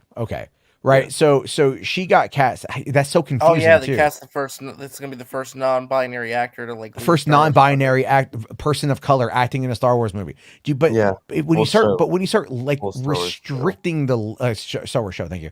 But when you start restricting the labeling back down to that, doesn't it just get a little bit weird? It's like, but everyone is looking for that mantle to hang on to, and it's like I don't care about Amanda's identity. I don't care if she, they, gay, straight, non-binary. I'm fine with all of it. But for me, it's like, focus on being you're an actor. Your job as an actor is to be someone else. Your job as an actor is to portray someone else, to be convincing in your job, to sell me on the character you are portraying. That's an actor. Too many times these days, people are trying to, this is why I think character actors are going the way of the fucking dodo. because all these new, they don't want these actors to be actors anymore. They want them to be fucking influencers, right? They want them to be like these, they just want all these actors to do all this shit. And it's like, let them act, like, look, if Chris Pratt is a conservative, I don't care. You know what I mean? I don't either. It's like Tom Cruise is a Scientologist. We watch fucking Tom Cruise movies with a passion. And we know that that's a cult. But we also go, we're fine with that because he's an actor and he's doing his job. And so he doesn't entertain us. Exactly. Well, the thing about Tom Cruise is that he respects our money and our time. Like, he knows every time Tom Cruise makes a movie, his mission is, I want to deliver an experience for the audience. It's always audience. Because he knows that that's the number one goal, to entertain people. And he's a master at that. Yeah. He also knows that, that we like to see him go to the extreme. Yeah. Yeah, I mean, Dad Dude Vince here says, I'm a big fan of Frasier / Kelsey Grammer, and he's a Republican. Yeah, exactly. I like Kelsey Grammer too. I think he's had some weird takes, It's like, I like Adam Baldwin. Adam Baldwin is a hardcore conservative, but it's like, I like his movies. I like him as an actor. You can separate it. It's fine. But the thing is that everyone nowadays is they just want that attention, man. They just want to have that attention, and it's like, look, I get it. Everyone is seeking validation. Everybody's trying to find their tribe. The thing is, what pisses me off is you have like the media who has to run with that bullshit because they know that it gets clicks. They do. They know that it gets clicks. And I'm not to say like, don't express yourself or be who you want to be or whatever. But it's like, look at the discourse surrounding Ezra Miller right now. Good or bad, everyone gets hung up on the pronouns. What does Ezra go by? They, them, but also he, him, depending on an article you might read from 2 years ago. But is it current? I don't know. But does it really matter considering what we're discussing are potential crimes? So it's so confusing. It causes this, like, your brain to stop and go, wait, shit. Am I saying that correctly? Please don't cancel me. I'm not trying to be bigoted. I just don't know. And that's the biggest problem. It's confusing to a lot of people. Not to say that it won't be accepted one day, or it should be. Look, acknowledge pronouns. That's perfectly fine. I try to do it as much as I can because I know people just want to be respected, and that's great. But I also, like, my take on it is just maybe I'm getting my boomer age. It's just like, how about you just do the job you're paid to fucking do? And I'm not saying like don't have your activism, but like don't make it everything you do, because then that's all I'm going to see. And then that's all I'm going to think about when I'm watching your movie. And I'm not going to be getting the nuance of your performance because it's like, it's like, okay, like going back to Tom Cruise. If Tom Cruise is out there constantly preaching Scientology, he would lose the audience. Oh yeah. And he knows that. Yeah. So he doesn't, and again, you're right. He respects people's time and their money, and he respects that and wants to produce the highest quality product that he can. You also don't see Michael Pena also spouting out Scientology. Yeah. bullshit. Or Elizabeth Scientologist? Hardcore. Yeah. Hardcore. Wow. Hardcore. Elizabeth Moss is another one. Oh, yeah. And she's a bit more, well, she talked a little bit recently about Scientology, and there was a lot of backlash to that. Yeah, she was like, it's the greatest thing ever that I've ever been part of. Yeah. Like, okay. So, I mean, look, even Moisture here says, I like Tim Allen, even if I don't agree with his politics. The thing is, though, Tim Allen knows how to roll with it, right? Like, people were giving him shit a couple years ago over Last Man Standing because he plays a conservative version. He plays a conservative character in the show, and he's living with a whole bunch of liberals, right? And like his daughters are all liberal, and he's a conservative and everything else. That's kind of the haha dynamic. But he goes, people are always upset about this, but our showrunner is as liberal as they come.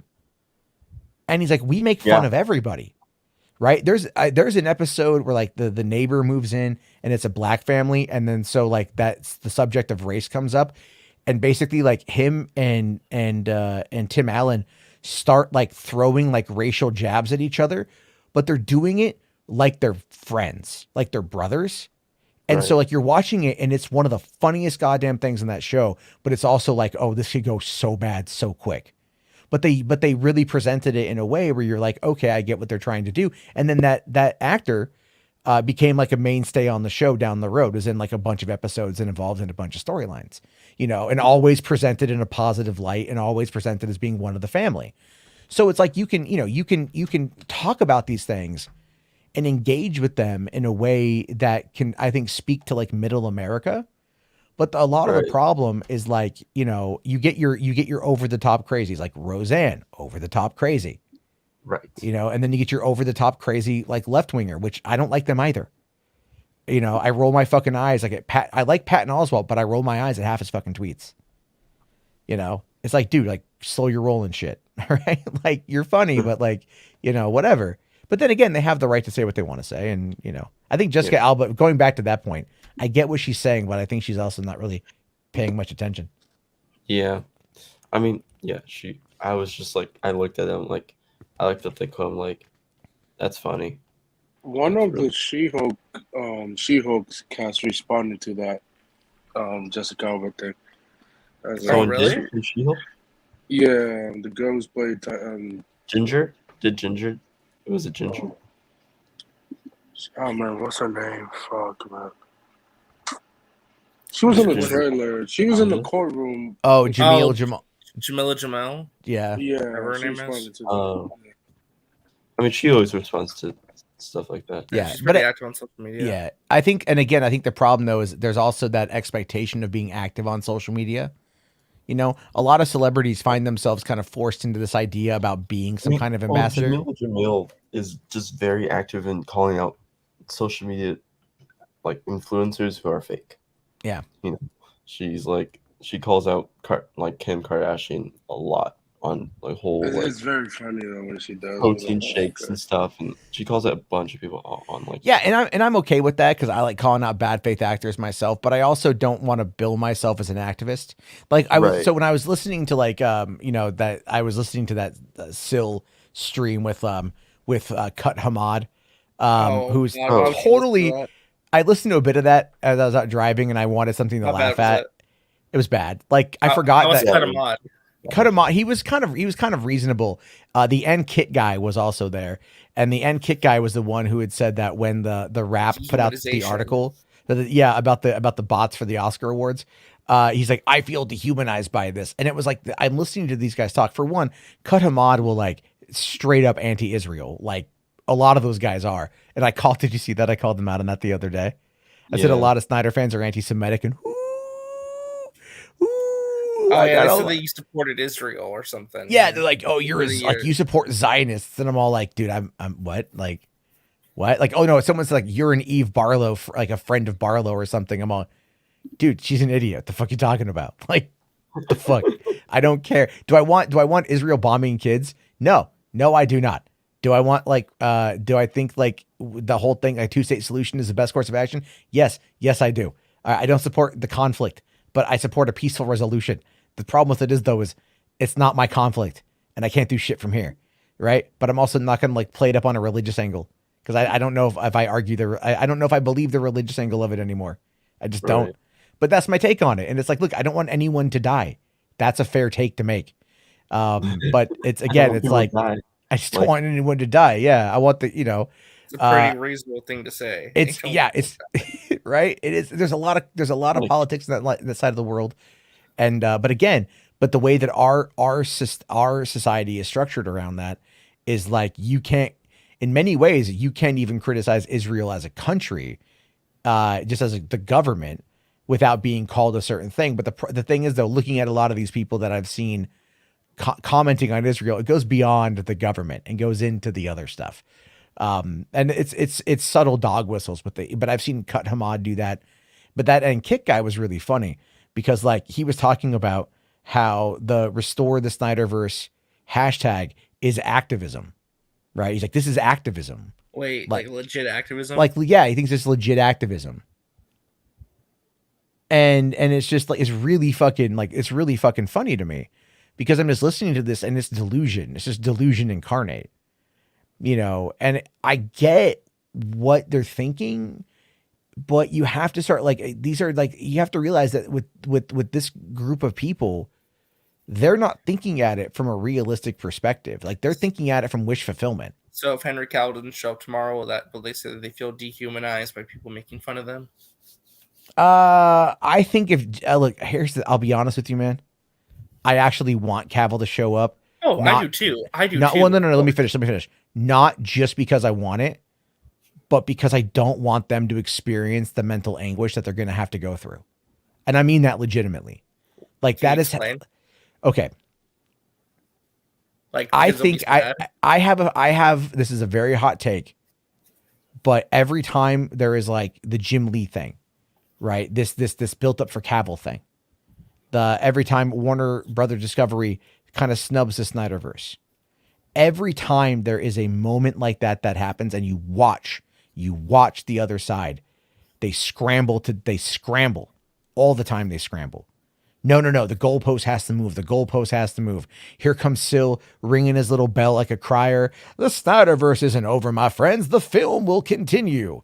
Right? You know, he'll try hail Mikey Sutton. Yeah. All hail. # Mikey was right. As he's retweeting Bounding into Comics, but hey, whatever. My fear is it's going to be a repeat of early 2018. I want to say February 2018. A woman drove from San Diego to Mountain View, California, went to the YouTube headquarters, pulled out a gun, shot 3 people, and then killed herself. Thankfully, the 3 people survived. But she did this because there was the change in the monetization, and that YouTube fucked with the monetization. That whole 1,000 subs, 4,000 hours watch thing. And that impacted a lot of people. And this woman lost her fucking mind over that. Well, you think somebody's going to... Yeah. Really? Yeah. I'm just going to be honest. Ooh. Yes. I could see it happening. Ooh. I could see it happening. Can I tell you who's going to do it? No. I can't. And I'm not going to even remotely speculate. But when you have people, dude, I was getting these, you saw the fucking death threats I got, right? Oh, yeah, you saw the death threats I got. Like, fucked up, yeah, and the guy was pissed off more at Casey Walsh than me. But he's like, photoshopping Casey's head on George Floyd. Like, how fucked up is that? Oh, telling me he's going to kill my mother. I'm going to drink acid or whatever the fuck it is, right? All this shit. This escalation is happening. And then also the downplaying of these threats. Yeah, exactly. The downplaying of the social manipulation.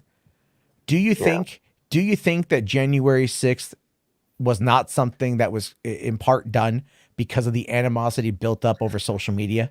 Well, real quick, did you know what Degrassi said too? Real quick, this is actually true. I did see apparently Jim Lee now is to have armed escorts around him. Wow. Yeah, that doesn't say. If you've got, can you find me confirmation on that, dude? Like, that'd be great. I believe you, Degrassi. But apparently he had armed escorts, like even when he went to his panel, that went viral. He should, because like, they don't. But that's not a thing for Comic-Con, man. Like, I mean, they have elite security will do Comic-Con, but it's like those guys aren't armed. Like, they're not armed. They're like rent-a-cops. You know what I mean? Yeah.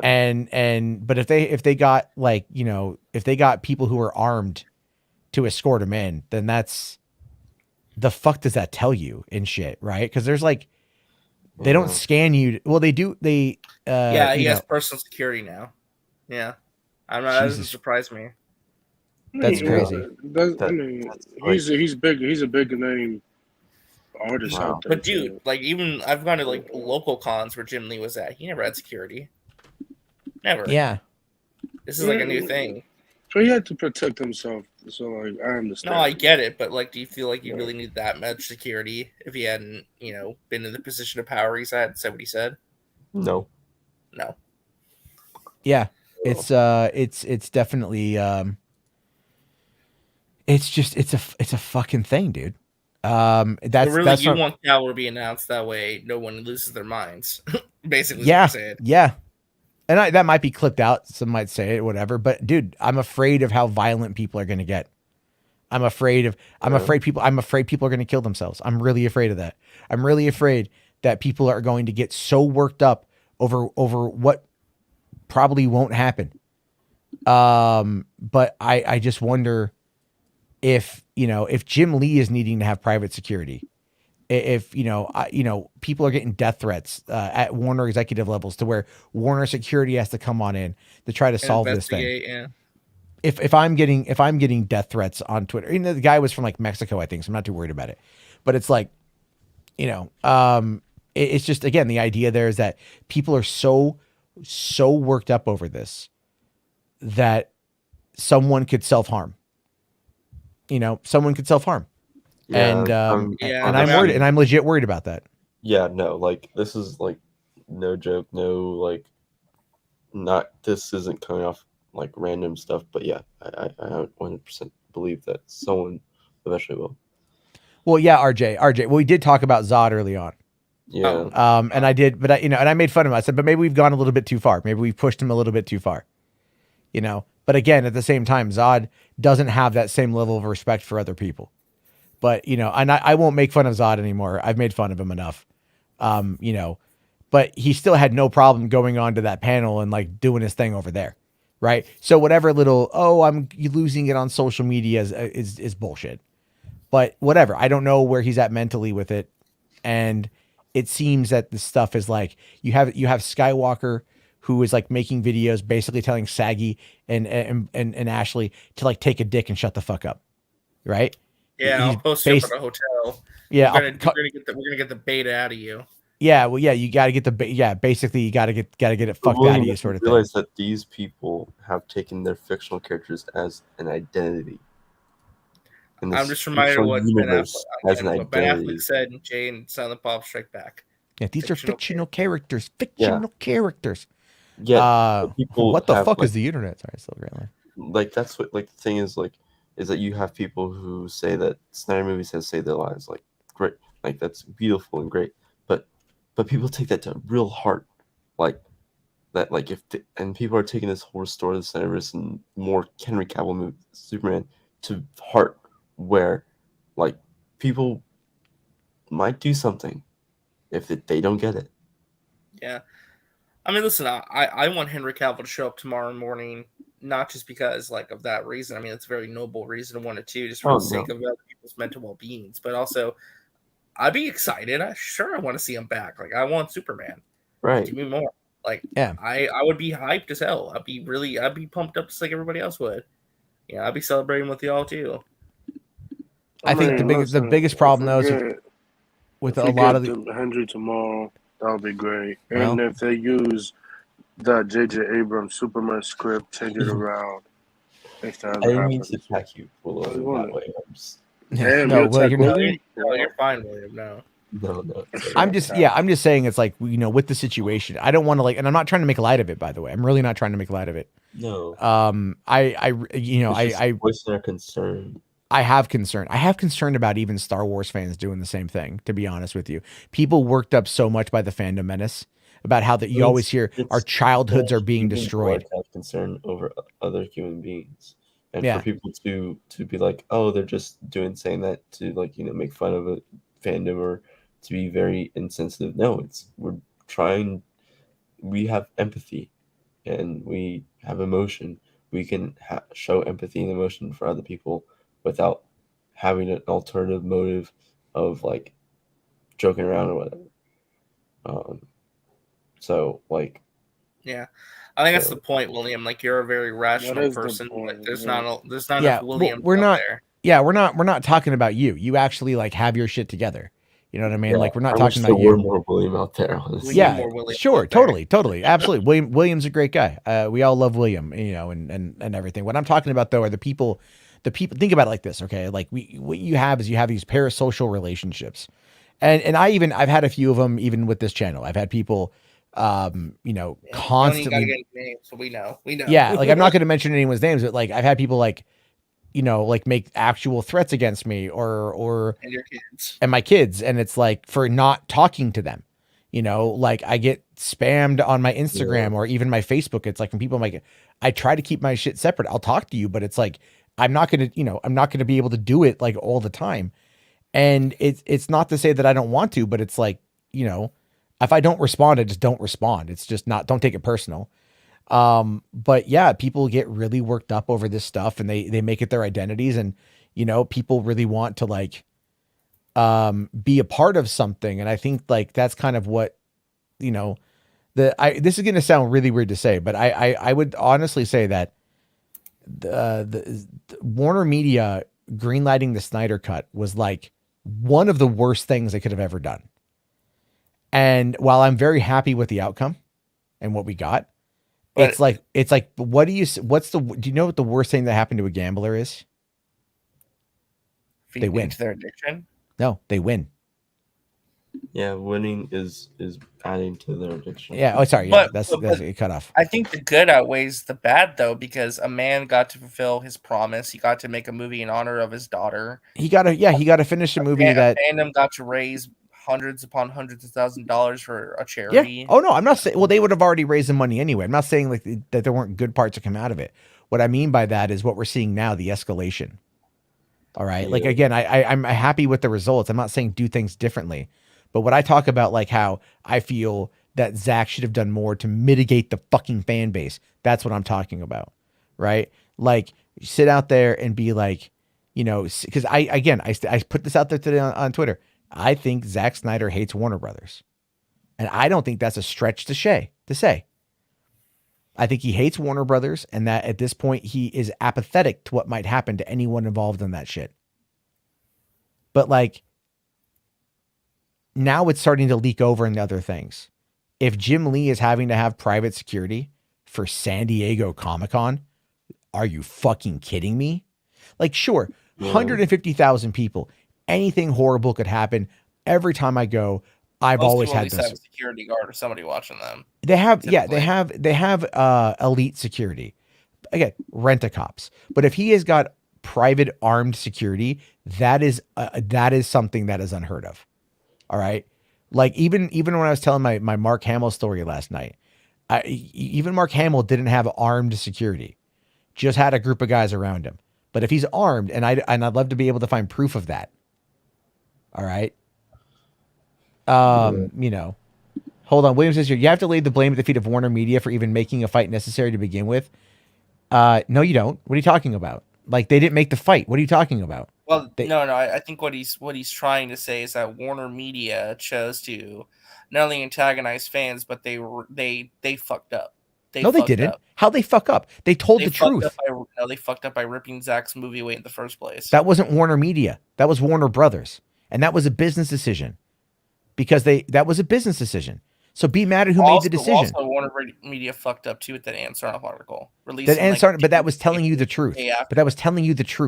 But it wasn't done in a very a way that could have actually maybe like mitigated.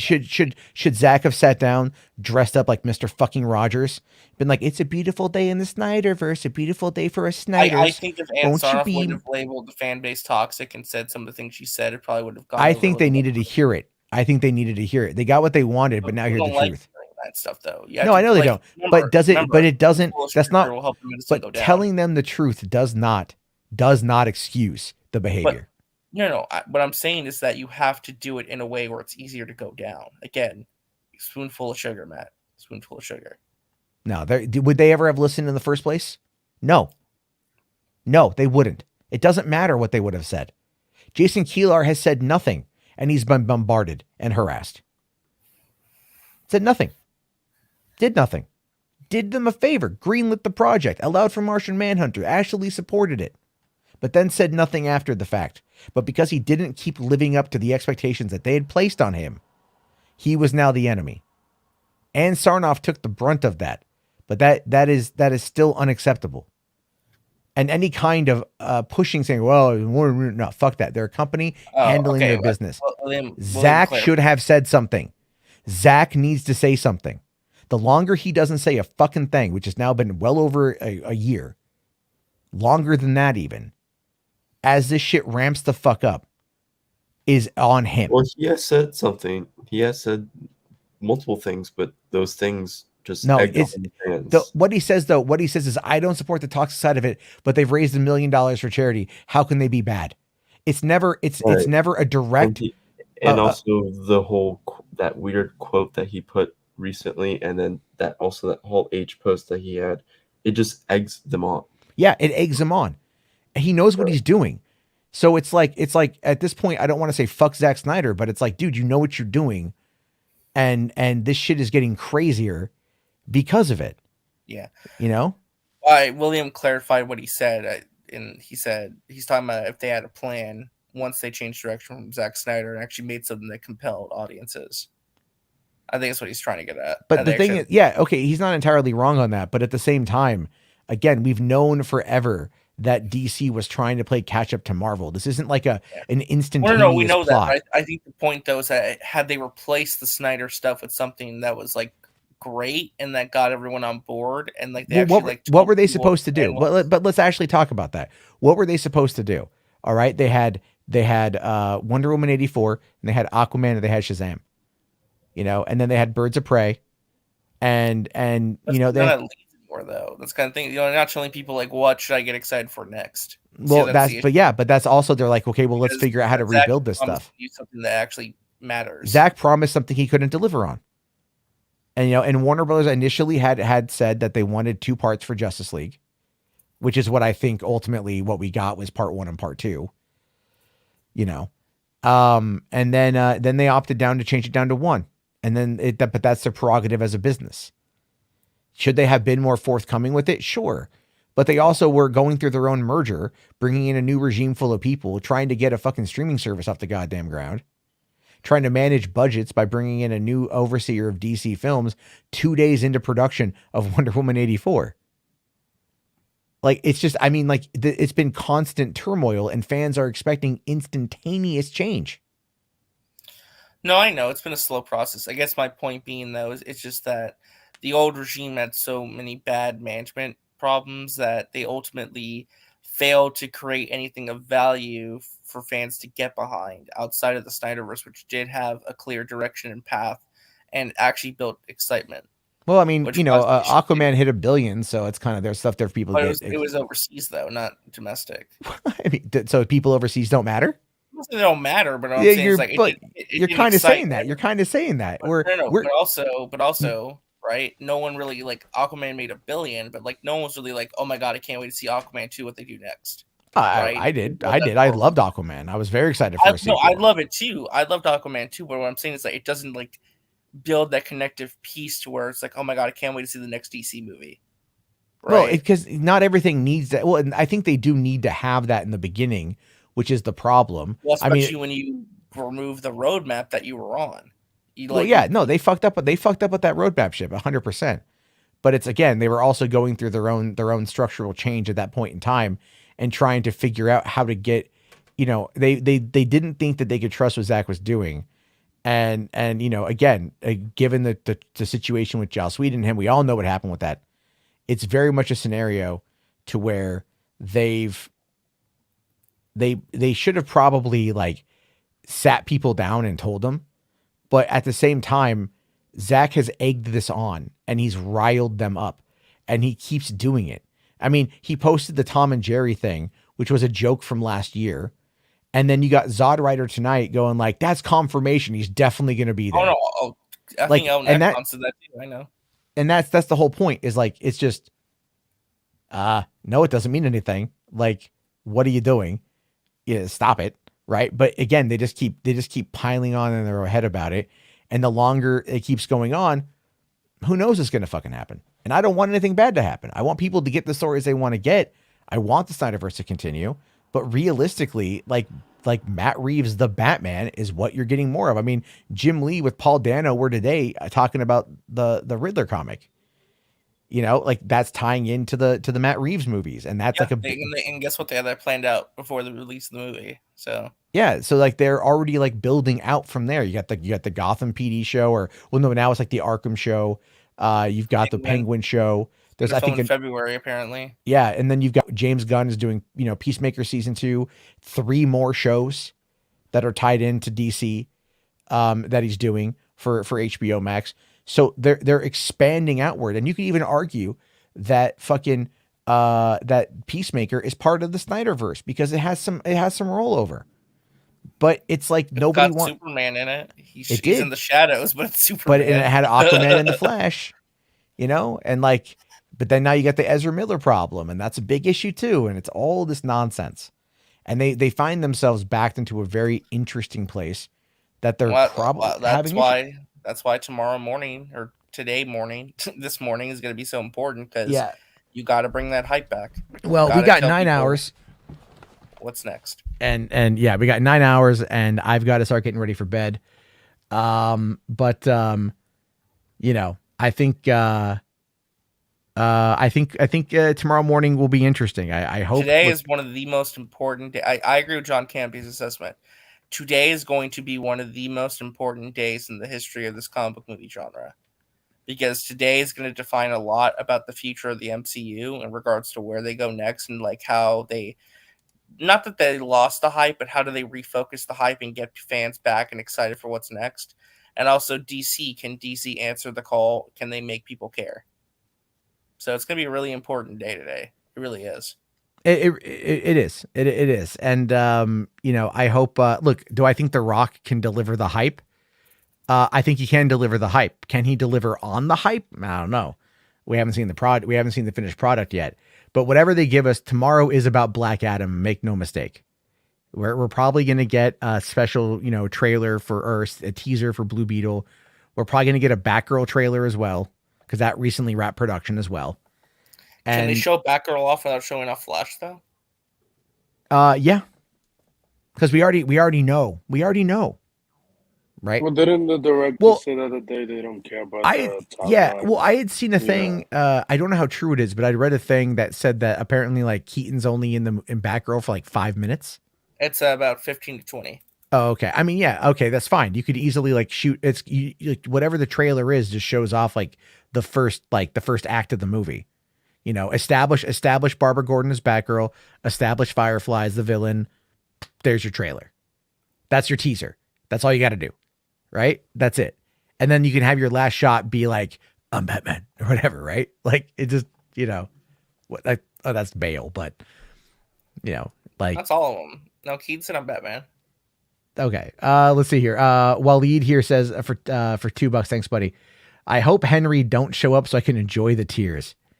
I mean, will there be a little Schadenfreude? Right? Sure. But at the same time, I would much rather people be happy than sad. But yeah, we'll see what happens. Blah, blah, blah. If I could talk, I'm getting tired. And again, Degrassi, I'll be shocked if they show the Flash. I really will. Yeah. I'll be shocked. I think that if they show the Flash, I will say that's ballsy as fuck, and I respect it. It is. It's ballsy as fuck, and I respect it. But that being said, guys, we've been on for 3.5 hours. It is not. We have 100 people watching right now. You guys have been here all night long. Thank you all. We're just talking Marvel Zombies for a lot of it, but there's been over 100 for the most part of the night. Thank you all very much for hanging out with me this Friday night. Tomorrow morning, 10 a.m. So we got about 9 hours. I'll be back on covering the DC panel. I will hopefully be getting some images sent my way from my super scooper inside source in Hall H if she can get fucking cell service. And hopefully I'll be awake by then. You should be awake by then. It's gonna be like it's gonna be like noon your time. I know. I'm setting my alarm. God, I remember those days, right? Like, oh, I'm gonna sleep till 3 o'clock in the afternoon, and it's totally perfectly fine. Now I'm like up at 7. Yeah. Being a parent, dude, it's great. Like, the sleep schedule, shit. But anyway, I think we're gonna have a lot of fun in the morning. I'll be posting the stream Marvel too tomorrow, and then RJ will be covering Marvel over on Max's channel and his channel tomorrow night, 5 p.m. I'll be listening, but I'll be out working, so I won't be able to join in. I might join in if it's slow. It's on the car ride or something. I might just pull over real quick and jump on and talk about it. But I'll be listening. And tomorrow's a big day for both DC and for Marvel. It's a big day for all of us, all of us fans. So we're gonna have a good time. Datu Vincer says, "Get an overnight job. Sleeping 3 till 7 is acceptable." I did sleep from 5 until 7 tonight, to be fair. But I mean, this is basically like Christmas Eve for nerds, like the night before Saturday in Hall H. Yeah, it's Christmas Eve for nerds. You're not. You know what, man? Here's the thing. You're not wrong with that. Like, you're not wrong. I mean, even being there, the excitement before Saturday in Hall H is pretty palatable. You know, like everyone's like, oh man, it's going to be great. Like, what do you expect? Like there's a lot of conversation that takes place in Hall, like outside of Comic-Con about what to expect. And it's always a lot of fun. So we'll definitely we'll definitely enjoy more tomorrow morning. And yeah, look for that. I'll be posting it up on the channel. Obviously, again, thank you guys so much for everything. And Dat Dude Vince, I saw your tweet about he's all excited now. He's a mod like on everybody's channel. So because Dat Dude Vince is a good guy. So you know what? I appreciate the help. You got to come up with a great thumbnail for tomorrow's stream. I don't know what you're gonna come up with, but you got to come up with a good thumbnail. Man, yeah, a thumbnail. I know, right? My thumbnails are pretty good. It's got to like have it involved like Henry Cavill in some way. I don't know what you're gonna do. I don't know how I'm gonna. Yeah, I gotta think. Poster.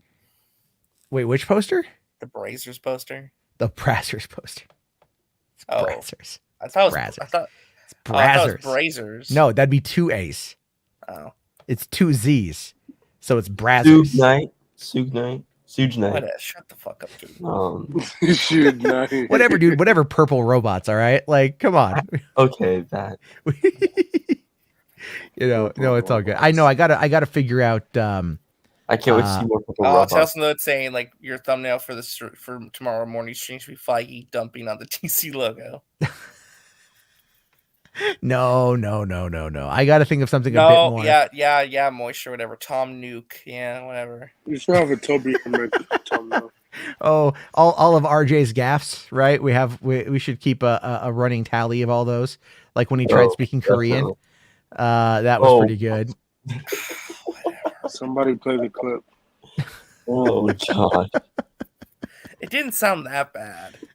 No, it did sound bad. It sounded bad. It was pretty bad. It was pretty funny. Mo Moon asking, "Am I early?" No, but be back in 9 hours, and we'll be enjoying this. Be back in 9 hours. Yeah, Suge Knight. There you go. Wait, say Tupac, RJ. Can you say Tupac? Yeah, Tupac. Or do you say Tupac? Tupac. I don't say Tupac. Tupac. I don't say Tupac. Tupac shaker. I thought it was Tupac shaker. What is it? Salt and pepper. Tupac shaker. Hold on. I should have The Rock and Cavill, Bukake, Zod, and Sill's face as a thumbnail. What the fuck? No, dude. I honestly thought that last night's thumbnail was gonna get like taken down. I thought like because like I got a DM this morning from Nicotina, and he sent me my thumbnail from last night, and he's like, "Really? Did you really have to do this?" And I'm like, "Yes, I did. Yes, I did." It was really funny. I like to have fun with thumbnails. I mean, look at my anime one. It's like just stupid. It's just dumb. But that stream is now back up, by the way. I finally got rid of all the copyrighted blocking shit. And so it is what it is on that one. But all right, everybody, thank you all for coming on. I'll see you guys in about 9 hours for another thing. We're going to be taking a look at Black Adam and hopefully getting something good. All right, everybody, have yourself a great night. Get some sleep. See you in the AM.